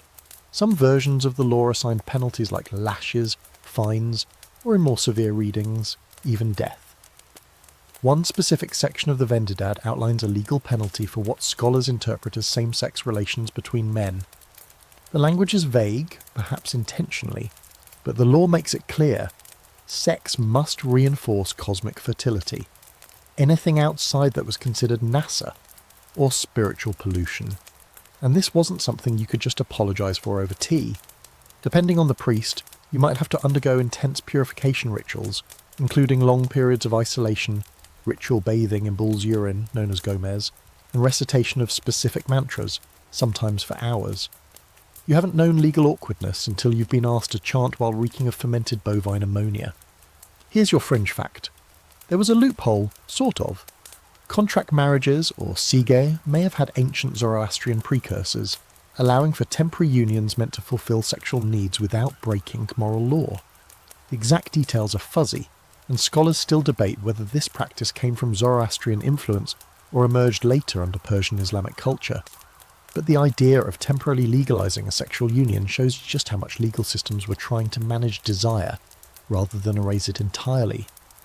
But perhaps the most startling thing about Zoroastrian sex law was its obsession with spiritual contamination through bodily fluids. Semen, menstrual blood, even sweat and saliva were considered potent transmitters of impurity when used or released inappropriately. One section describes how a man who spills seed outside of a woman must recite purification verses, wash repeatedly, and avoid sacred spaces for several days. If he skips the rituals, his impure state could literally weaken the sun. Yes, that was the belief. Private sin, cosmic consequences. Still, there was nuance. Not all sex was sinful. In fact, Zoroastrianism had a profound reverence for marital intimacy, as long as it followed the rules. The union of a man and woman in lawful marriage was seen as a small-scale reenactment of the battle between order and chaos. A faithful couple, raising children and keeping ritual cleanliness, was thought to strengthen the entire moral fabric of the universe. Not bad for what started as a date night. But don't expect much in the way of pleasure-positive discourse. The texts weren't interested in whether anyone was having a good time. The entire legal structure around sex was built to enforce function and discipline, not enjoyment. Even marital sex that was too enthusiastic, too animal-like, could be interpreted as spiritually suspect. The ideal sexual act was calm, reverent, quiet and productive. In other words, no moaning near the sacred oxen. And yet modern scholars debate just how strictly these rules were enforced. Like many ancient law codes, the Vendidad was as much an aspirational document as a daily enforcement manual. Priests probably looked the other way when newlyweds got too frisky, and there's evidence that certain communities were more lenient than others. Some regions may have interpreted the rules as guidelines, others as strict law. The consistency, let's just say ancient Persia, was no stranger to the concept of selective enforcement. Imagine it now, a young couple, recently married, in a quiet home on the edge of Persepolis. The walls are painted with bright vegetal motifs, oil lamps flicker, and the scent of cedarwood fills the air. They lay beside each other on a tightly woven wool rug, whispering behind drawn curtains. But before they so much as kiss, the husband rises, lights incense, and checks a small linen-bound booklet for that night's appropriate position and Darartsugian. East-facing? Check. Far out of sight? Good. And as the moment begins, both are careful not to make too much noise, lest someone outside think they're summoning Druge. So yes, Zoroastrian sex law was intense, meticulous, and steeped in metaphysical weight. It wasn't about punishing pleasure. It was about protecting a divine balance between light and dark, truth and lies. But in the process, it placed some of the most private acts under cosmic surveillance. Next time you think your love life is complicated, remember that in ancient Persia, the stakes were save the world or go take a bath in cow pee. Tonight, we shift into the candlelit halls of another ancient legal system, one that still echoes loudly today. We're opening the scrolls of ancient Hebrew purity laws, where intimacy wasn't just regulated, it was divinely choreographed. These weren't laws hidden in back rooms or discussed in whispers. They were carved into the heart of society, etched into daily routine and constantly reviewed, recited and revised. Welcome to a world where sex was sacred, but timing was everything. And sometimes the penalty for getting it wrong was exile, impurity, or a mandatory goat sacrifice. Let's start with the basics. In the Hebrew Bible, especially the book of Leviticus, sex is treated as a subject to ritual purity, moral obligation, and national health policy, all rolled into one. The priests didn't just monitor worship, they oversaw the entire structure of bodily behaviour, including everything that happened in your bedroom. If you were an ancient Israelite, your sex life came with a calendar, a checklist, and a whole lot of laundry. The most famous law, the prohibition of sex during a woman's menstrual period, called niddah in Hebrew. Leviticus 15 lays it out in extensive detail. A woman on her period was considered ritually impure for 7 days. Anyone who touched her, or even the bed she sat on, was also impure until evening. If a man had sex with her during that time, he became unclean for 7 days, and both partners could be cut off from the community. This wasn't just symbolic. The rules had real, enforceable consequences. Being in a state of impurity meant you couldn't enter the temple, couldn't offer sacrifices, and couldn't fully participate in communal life. In some eras, violators might even be forced to live outside the camp or undergo public purification rituals involving water, ashes, and offerings. And no, you couldn't just say, oops, I forgot. God, according to Levitical law, didn't do loopholes. Now here's where it gets even more intense. After her menstruation, a woman had to count 7 clean days before having sex again. That made at least 12 days of abstinence per month, assuming a regular cycle. Add in post-childbirth regulations, which required 33 to 60 days of impurity, and a couple could be physically separated for nearly half the year. These rules weren't suggestions, they were law. Marital intimacy became a scheduled sacred reunion, something you had to plan for, anticipate, and ritually prepare for like a high holiday. And here's your quirky fringe fact. Those 7 clean days became the foundation of what's now known as halachic family purity law, Taharat Hamishpacha, still observed in Orthodox Jewish communities today. The process includes ritual bathing in a mikveh or ceremonial pool before resuming intimacy. And the mikveh isn't just a pretty spa. It has to be filled with rainwater or natural spring water, designed to meet very specific biblical and rabbinic specifications. In other words, this ancient law still builds buildings. But the Torah wasn't just about timing, it also prohibited specific types of relationships with chilling clarity. Leviticus 18 is basically a full spreadsheet of do-nots. Don't have sex with your sister, your stepmother, your daughter-in-law, your uncle's wife, your wife's sister while your wife is still alive, your neighbour's wife, your livestock. It's a long list. The takeaway? Keep it in your tent and keep it lawful. Violating these laws didn't just make you impure, they branded you as a transgressor against God's covenant, a threat to the entire community. One of the most hotly debated passages involves homosexual relations, particularly male-male sex, described in Leviticus 18:22 and 20:13. The language is stark. It is an abomination. But what exactly does that mean in context? Scholars still fight over it. Some argue that the law was tied to ritual purity, not personal orientation, that it targeted behaviour associated with pagan fertility cults, not same-sex love. Others insist it was a moral prohibition, designed to uphold patriarchal lineage. Either way, it was a law with serious legal teeth. The penalty was death.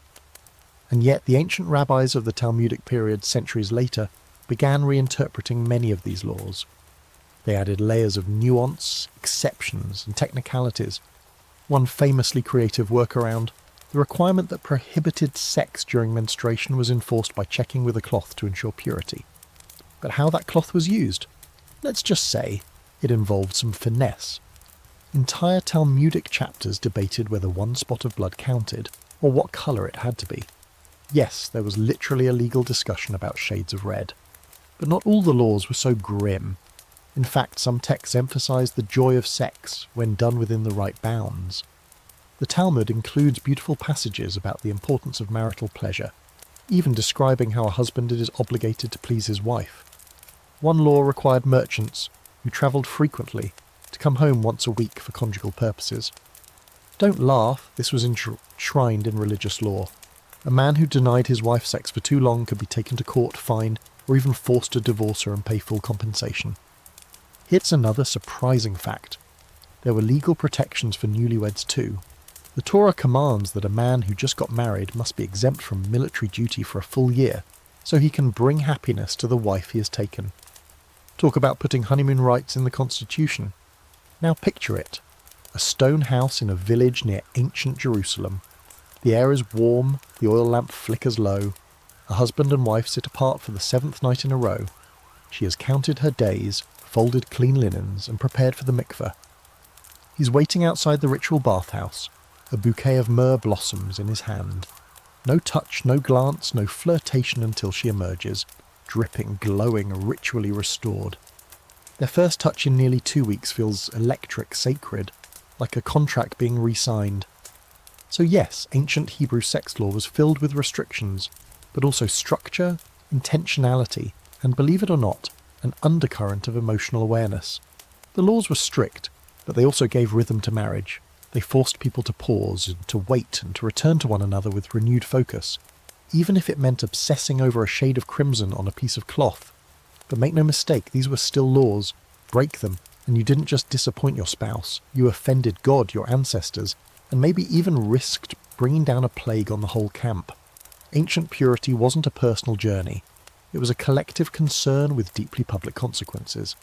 So the next time you think your relationship has rules, just remember, some ancient couples had sex lives dictated by fire, linen, moons and goats, and sometimes that was a good day. Now let's tiptoe into one of the lesser-known corners of ancient law and religion, a hot, rocky stretch of land where boundaries between legal code, temple ritual, and deeply unsettling fertility practices blurred into something that still has archaeologists scratching their heads.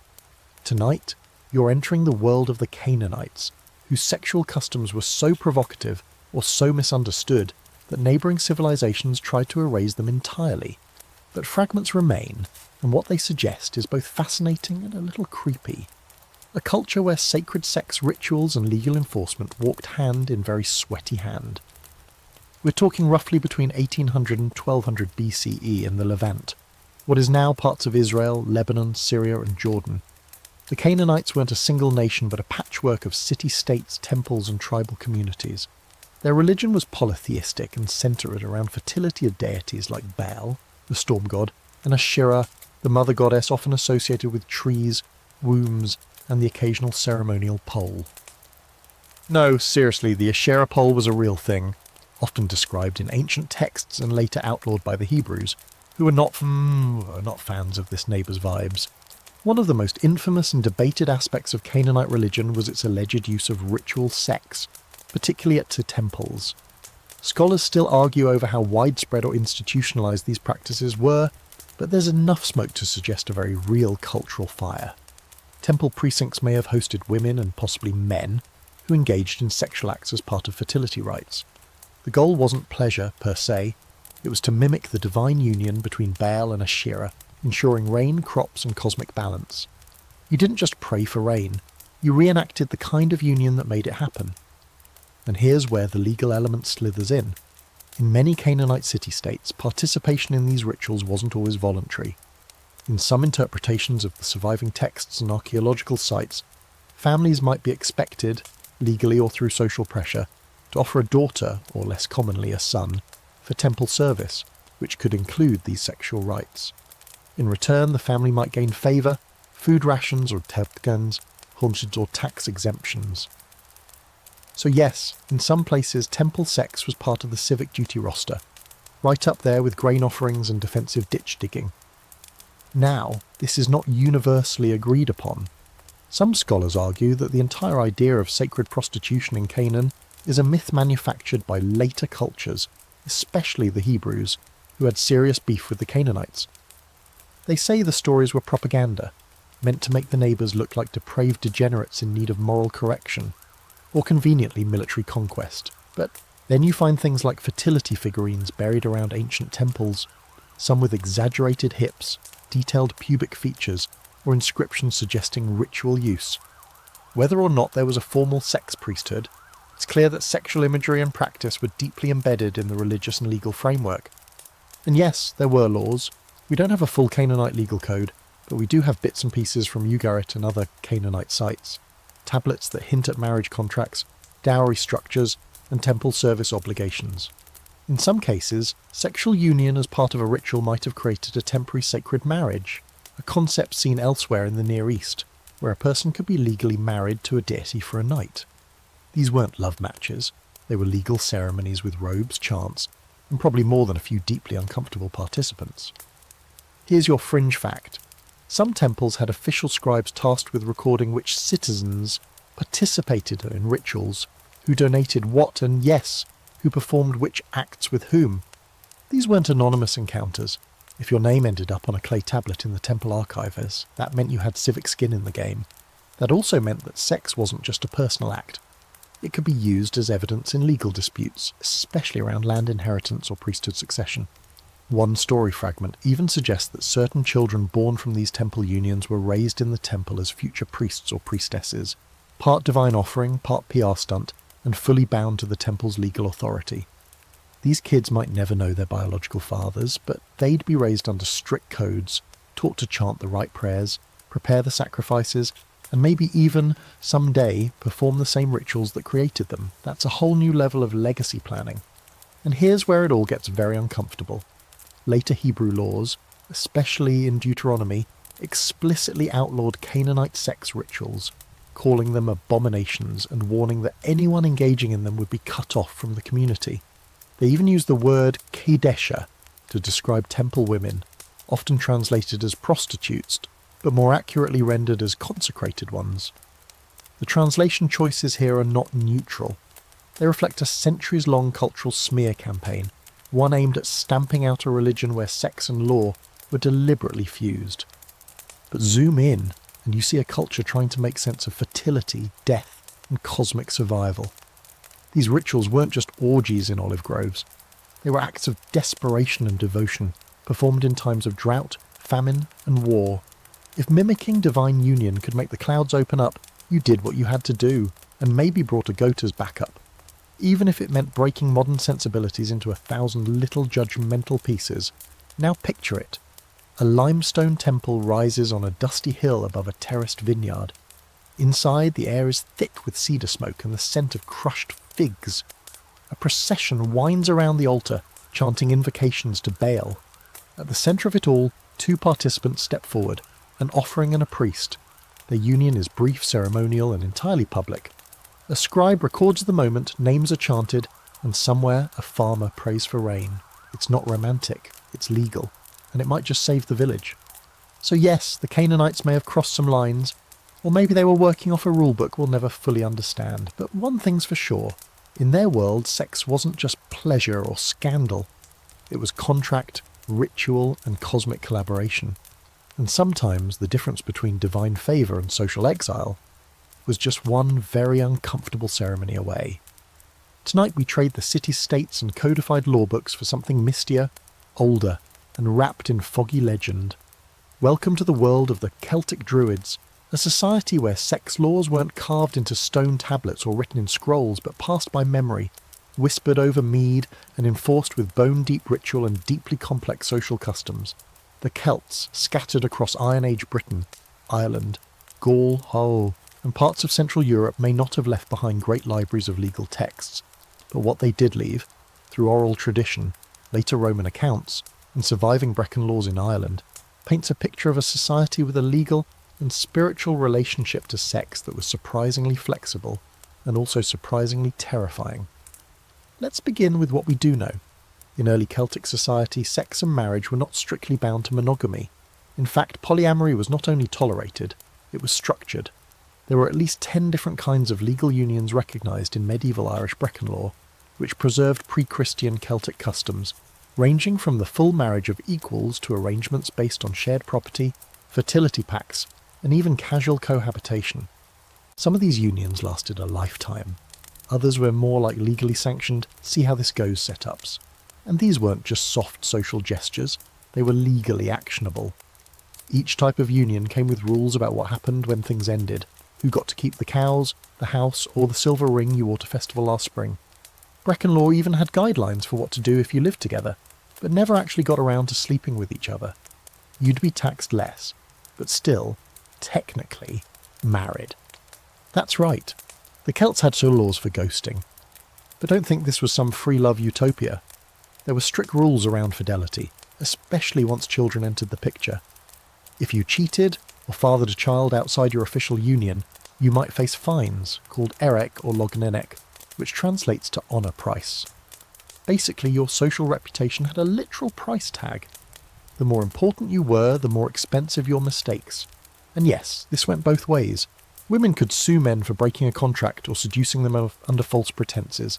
If the man promised gifts or property in exchange for intimacy and didn't follow through, that was fraud. And in early Irish law, fraud was punishable by confiscation of land, livestock, or even your sword. Now here's a spicy detail. The Celts believed that some women had sexual rights built into their status, particularly noble women and poetesses.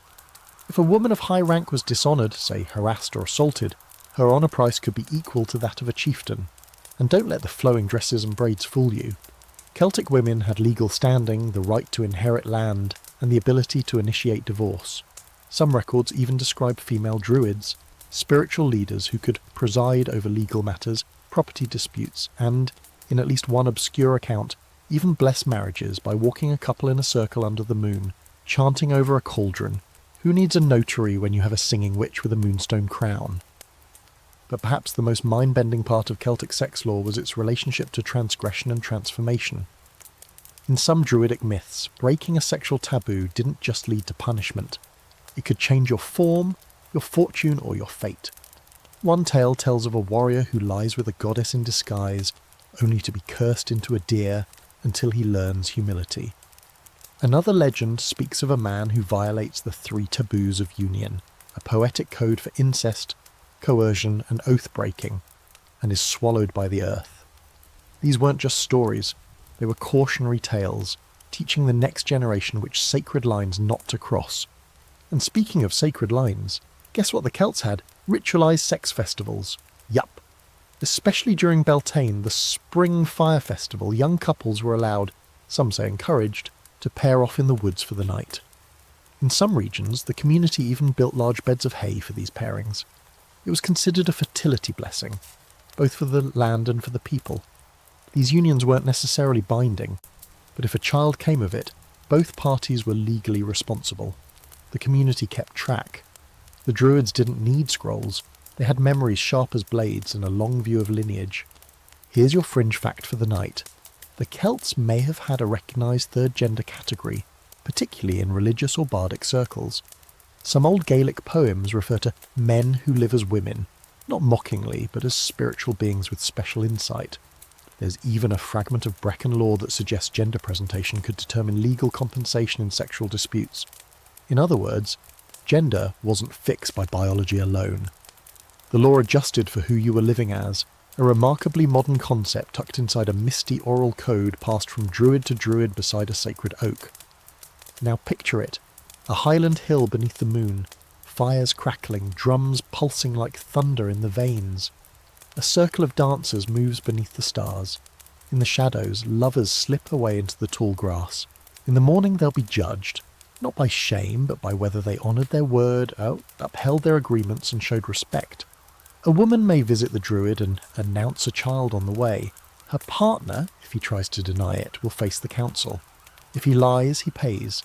If he flees, he loses his sword.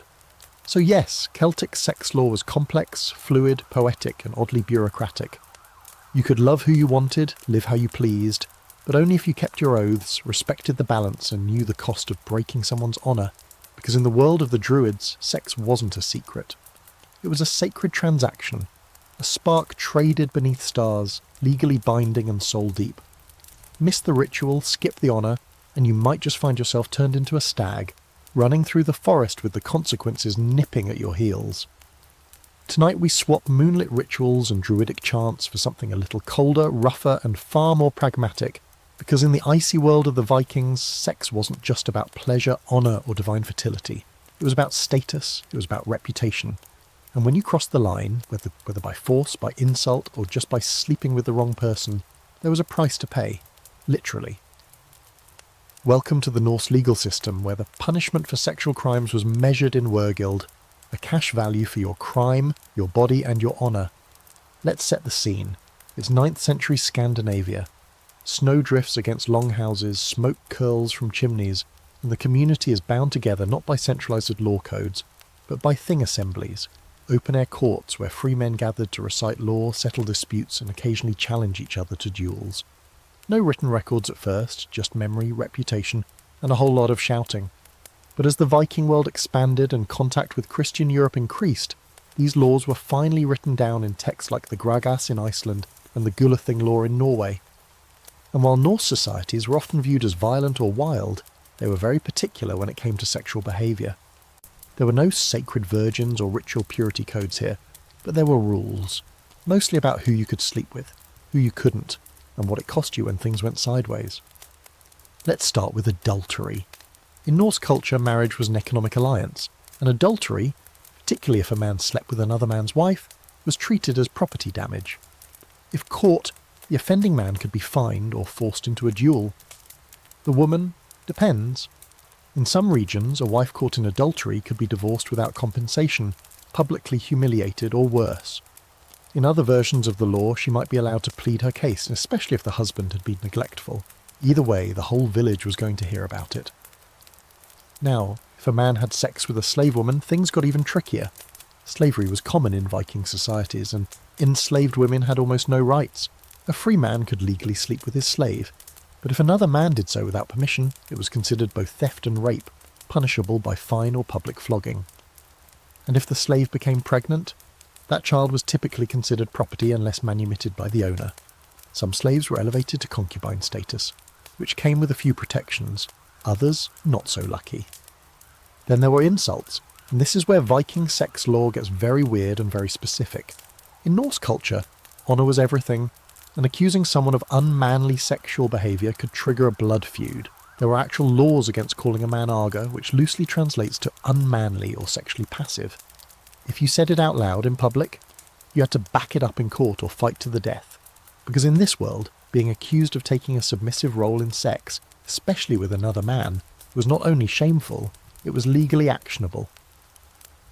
Here's the wild part. Viking law didn't criminalise homosexual acts per se, but it criminalised the accusation of being a sexual bottom. That's right, you could do what you wanted behind closed doors, but don't call someone else out unless you were ready to duel at dawn. This law was less about sexual morality and more about social dominance. To be penetrated was to be humiliated, emasculated and legally damaged, and that kind of damage could be measured in silver. Enter the concept of burgild, or man price. This was the foundational legal tool in Viking society, a system that assigned a monetary value to every free person. If you injured someone, killed someone, or violated their social status, say by assaulting them or dishonouring their spouse, you had to pay their burgild. And yes, sexual crimes fell under this category. Rape had a specific price, as did seduction, unwanted touching, or even publicly propositioning someone's wife. The higher the status of the victim, the more you paid. And if you couldn't pay, things escalated. You might be outlawed, literally cast out of the legal system, with no protection from harm. Anyone could kill you without consequence. Your name was removed from the community's legal memory. It was basically death by deletion. Now here's your fringe fact. Norse women, at least free ones, had more sexual autonomy than you might think. A woman could initiate divorce by declaring dissatisfaction in front of witnesses. If her husband was impotent, abusive, or just generally insufferable, she could walk away and claim part of the household goods. In sagas, we see women confronting their husbands, rejecting suitors, and even seducing warriors to secure alliances. They weren't always treated equally, but they weren't silent either, and sex wasn't always tied to marriage. The Aldonari, or lifelong companion, could be a romantic partner outside marriage, recognised socially but not legally. In some cases, children from these unions were acknowledged and given inheritance rights. In others, they were considered bastards with limited claims. It all depended on local custom and, let's be honest, the mood of the local chieftain. One Icelandic tale tells of a woman named Un who, after the death of her husband, refused every suitor, managed her farm, and lived as an independent matriarch for decades. Her romantic history is never questioned. Her legal power? Unshakable. It's a reminder that in Viking society, sexual reputation and legal standing were not always tied to submission or silence. Now picture it. A cold stone hall, lit by firelight. A man stands before the local thing, accused of bedding another man's wife. The husband demands burgild, 12 ounces of silver and 2 oxen. The accused refuses. The community murmurs. The chieftain bangs his staff and declares the fine doubled. If the man won't pay, he'll be outlawed by spring. His property gone, his name scratched from the log, and all because of one roll in the hay with the wrong woman. So yes, in the Viking world, sex was never just personal. It was a transaction, a risk, a matter of public currency and private caution. Honour lived and died by who you touched, when, and whether anyone saw you do it, and the price for stepping over the line. Not guilt, not shame, just cold hard silver, and maybe an axe to the chest. Tonight we leave the icy fjords behind and descend into the sweltering perfumed temples of Aztec Mesoamerica, where sex wasn't just part of daily life, it was fused into the very structure of the cosmos. In this world, erotic energy wasn't something to be hidden or feared, it was sacred fuel. But don't mistake that for permissiveness. The Aztecs had some of the most rigid, contradictory and theatrical sex laws in the ancient world, and if you broke them, you didn't just lose your reputation, you might end up skinned alive, or sacrificed on an obsidian altar under the watchful eye of 1,000 gods. Let's get one thing straight right away. Aztec society was obsessed with duality. Life and death, light and dark, male and female, sexual energy, tlazolli, was part of this balance, something powerful and dangerous that had to be carefully channeled through law, ritual and warfare. And yes, you read that right. Sex was legally connected to war. Enter the Flower Wars, semi-ritual battles fought between the Aztecs and their neighbours, not always for conquest but for captives, which were needed for sacrificial rituals. Some scholars argue that these wars were tied to agricultural and fertility cycles, mimicking the union of divine forces through combat and blood. Captives weren't just killed, they were offered, often during festivals of fertility and renewal, where the boundaries between war, sacrifice and sex got surprisingly blurry. During festivals like Tlacaxipa-Hualistli, good luck pronouncing that while half asleep, young warriors were paraded through the streets, often naked or minimally clothed, representing their connection to the earth and the gods. Female priestesses, some of whom were sexually abstinent, others not, played roles in these public spectacles, dancing, singing, and sometimes symbolically mating with the warrior before his death. These acts weren't casual, they were codified. Legalized forms of ritual intimacy performed to balance the world. You didn't just flirt with the high priestess, you followed her choreography, her chants, her timing, and if you messed it up, you might offend a god and doom your entire region's maize harvest. The average Aztec, however, wasn't out there rolling around in flower petals with death priests. Their sex laws were brutally strict. Premarital sex for commoners was frowned upon but not always punished, unless you got caught, or unless you were training to become a priest or noble. Then things got lethal. Virginity wasn't just expected, it was monitored, especially for women destined for elite marriage alliances or religious service. Adultery. That's where things took a sharp obsidian turn. Aztec law prescribed death by stoning, strangulation or public disembowelment for adulterers, and not just the married woman. Her lover, if caught, could be executed alongside her. In some cases, the penalty involved parading the guilty through the marketplace, covered in cactus needles or human excrement, before being led to their death. Yes, that actually happened. You don't get to call yourself a world power without a little dramatic flair. But here's where it gets bizarre. Aztec society also had legalized institutions of sex, including state-sanctioned prostitution, particularly in urban centres like Tenochtitlan. These women, often referred to as a Huiltiltin, worked in designated neighbourhoods and were expected to follow strict rules. No theft, no dishonesty, no flirting outside the brothel. And while they were often stigmatised, they were also legally protected. Clients who refused to pay or abused them could be punished by the state. If a woman chose to leave sex work, she had to undergo a ritual cleansing ceremony, including fasting, bath house purification, and formal reintegration into community life. And here's a fringe fact that'll stick with you. Aztec sex education was mandatory. No, really. From around age 12, boys and girls were sent to separate schools, Telpochcali for commoners, Calmacac for noblers, and both were taught about sexual conduct in extreme detail.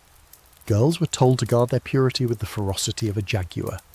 Boys were warned that too much sex, or even masturbation, would melt their bones and make them unfit for military service. Sex wasn't just physical, it was soul-taxing. Abuse it, and you risked spirit death. And no one wanted to be reincarnated as a lizard. And yet, Aztec mythology includes gods and spirits with fluid or dual sexual identities. The goddess Tlazolteotl, known as the Eater of Filth, presided over both sex and purification. People confessed their sexual sins to her, and she devoured them, cleansing the soul. She was both revered and feared. One minute she's urging indulgence. The next, she's threatening to rip your liver out for it. Typical mum energy. So imagine it. A nighttime festival along the causeways of Tenochtitlan. The air is thick with incense, sweat and flower petals. A young man, face painted, nerves crackling, approaches the temple steps. Around him, dancers move in a slow circle. Above him, a priestess in gold and obsidian chants a hymn to Xochipilli, god of pleasure and art. Tonight, the line between sin and ritual dissolves. He will die before dawn, his blood watering the earth. But for a moment, just one, he is part of something sacred. something cosmic, something terrifyingly erotic and entirely legal. Because in the Aztec world, sex was law, ritual, economy, and punishment. It could bless or destroy you. It could elevate your spirit, or quite literally spill your guts. And always, it had a purpose: to keep the sun rising, the maize growing, and the gods momentarily satisfied. Tonight we're staying in the rich, steamy folds of Mesoamerica, but trading obsidian altars and jaguar masks for something subtler, more intricate, and dare we say, bureaucratic. Welcome to the Mayan world, where intimacy was not wrapped in ritual sacrifice but threaded through social contracts, class hierarchies, and quietly terrifying laws about age, consent, and reputation. If the Aztecs dramatized sex with blood and fire, the Maya turned it into a slow-burn game of timing, lineage, and legal chess. Let's get oriented. The Maya weren't a single empire, but a complex mosaic of city-states across what is now Mexico, Guatemala, Belize, and Honduras. Their civilization spanned over 3,000 years, and during that time they built some of the most advanced knowledge systems in the pre-Columbian world. They had astronomy, math, writing, political dynasties, and yes, a deeply structured approach to marriage and sexuality, grounded in class, calendar, and cosmic logic. Unlike the Aztecs, who often fused sex with public ritual, the Maya treated it more privately, but no less seriously. Among the nobility, marriage was about bloodlines. Sex was a political act, meant to preserve dynastic power and, occasionally, keep it all in the family. Yes, elite Maya often practiced consanguineous marriage. That's right, cousin unions and sometimes closer. The logic: keep the royal blood as pure as cacao. That wasn't just tradition, it was policy. Legal, accepted, and sometimes awkward. Now, before you raise an eyebrow, it's important to know that Mayan legal customs weren't dictated by centralized codices, like Hammurabi's laws or Roman tablets. Instead, the Maya followed a mix of oral tradition, customary law, and community enforcement, often administered by local councils or batabob, village lords. The community played judge, jury, and awkwardly silent spectator. And this community had very specific ideas about sexual propriety, particularly when it came to age and consent. Mayan girls typically married between 13 and 16, boys around 16 to 20, but only after elaborate arrangements between families. These weren't spontaneous romances. Marriage proposals were often brokered by go-betweens, who negotiated bride wealth, not to be confused with a dowry. The groom's family paid the brides, acknowledging her economic value and symbolically transferring her fertility into the husband's house. Here's where it gets fascinating and grim. If a couple was found having sex outside of this formal process, the consequences varied a lot, depending on social class. If they were both unmarried commoners, a fine might be paid, the families could agree to a marriage, and the matter might be quietly resolved. But if a noblewoman was involved, things could get brutal. Her partner could face public whipping, loss of land, or even death, especially if the man was from a lower caste. The law was crystal clear on one point: you don't mess with the fertility of the elite. For women, the consequences of unauthorized sex weren't always legal, but they were often socially catastrophic. A woman who lost her virginity before marriage, again especially among the nobility, could find herself unmarriageable, forced into labour, or quietly sent away. In some texts and oral traditions, there's mention of women being given to temples as servants, or even offered to travelling nobles as political tools. Consent in these scenarios? Let's just say the law didn't really ask. Here's a darkly intriguing fringe fact. There's evidence that Mayans conducted public virginity checks, though the records are vague and often debated. In some regions, it was customary for the bride to be examined before marriage, to ensure she was still a maiden. If she wasn't, and her family had claimed otherwise, they might have to refund the bride wealth, or face formal shame in the local council. If this all sounds invasive and horrifying, it was. Even by ancient standards, this was deeply performative patriarchy with legal stakes. But in contrast, there's also compelling evidence that the Maya had a nuanced view of long-term unmarried companionships. In some rural communities, non-marital partnerships, what we'd call common law marriages, were recognised, especially if children were involved. These couples had fewer legal protections, but their unions were often accepted by the community, especially if they followed basic social expectations. The law flexed a little, but only if you kept the peace. And as for same-sex relationships, the historical record is murky. Some colonial accounts, filtered through Spanish disgust, describe Mayan nobles engaging in male-male relations, especially in temple contexts or as part of mentorship. But it's hard to know how accurate these reports are. What we do know is that the Popol Vuh, the Great Quiché Maya creation epic, features several gender-fluid deities and shape-shifting figures. There's also artwork showing dual-gender spirits and ambiguous couplings. So while the legal system may have ignored or quietly erased queer identity, the mythology quietly preserved it. Meanwhile, for those who did marry formally, sex was not just expected, it was scheduled.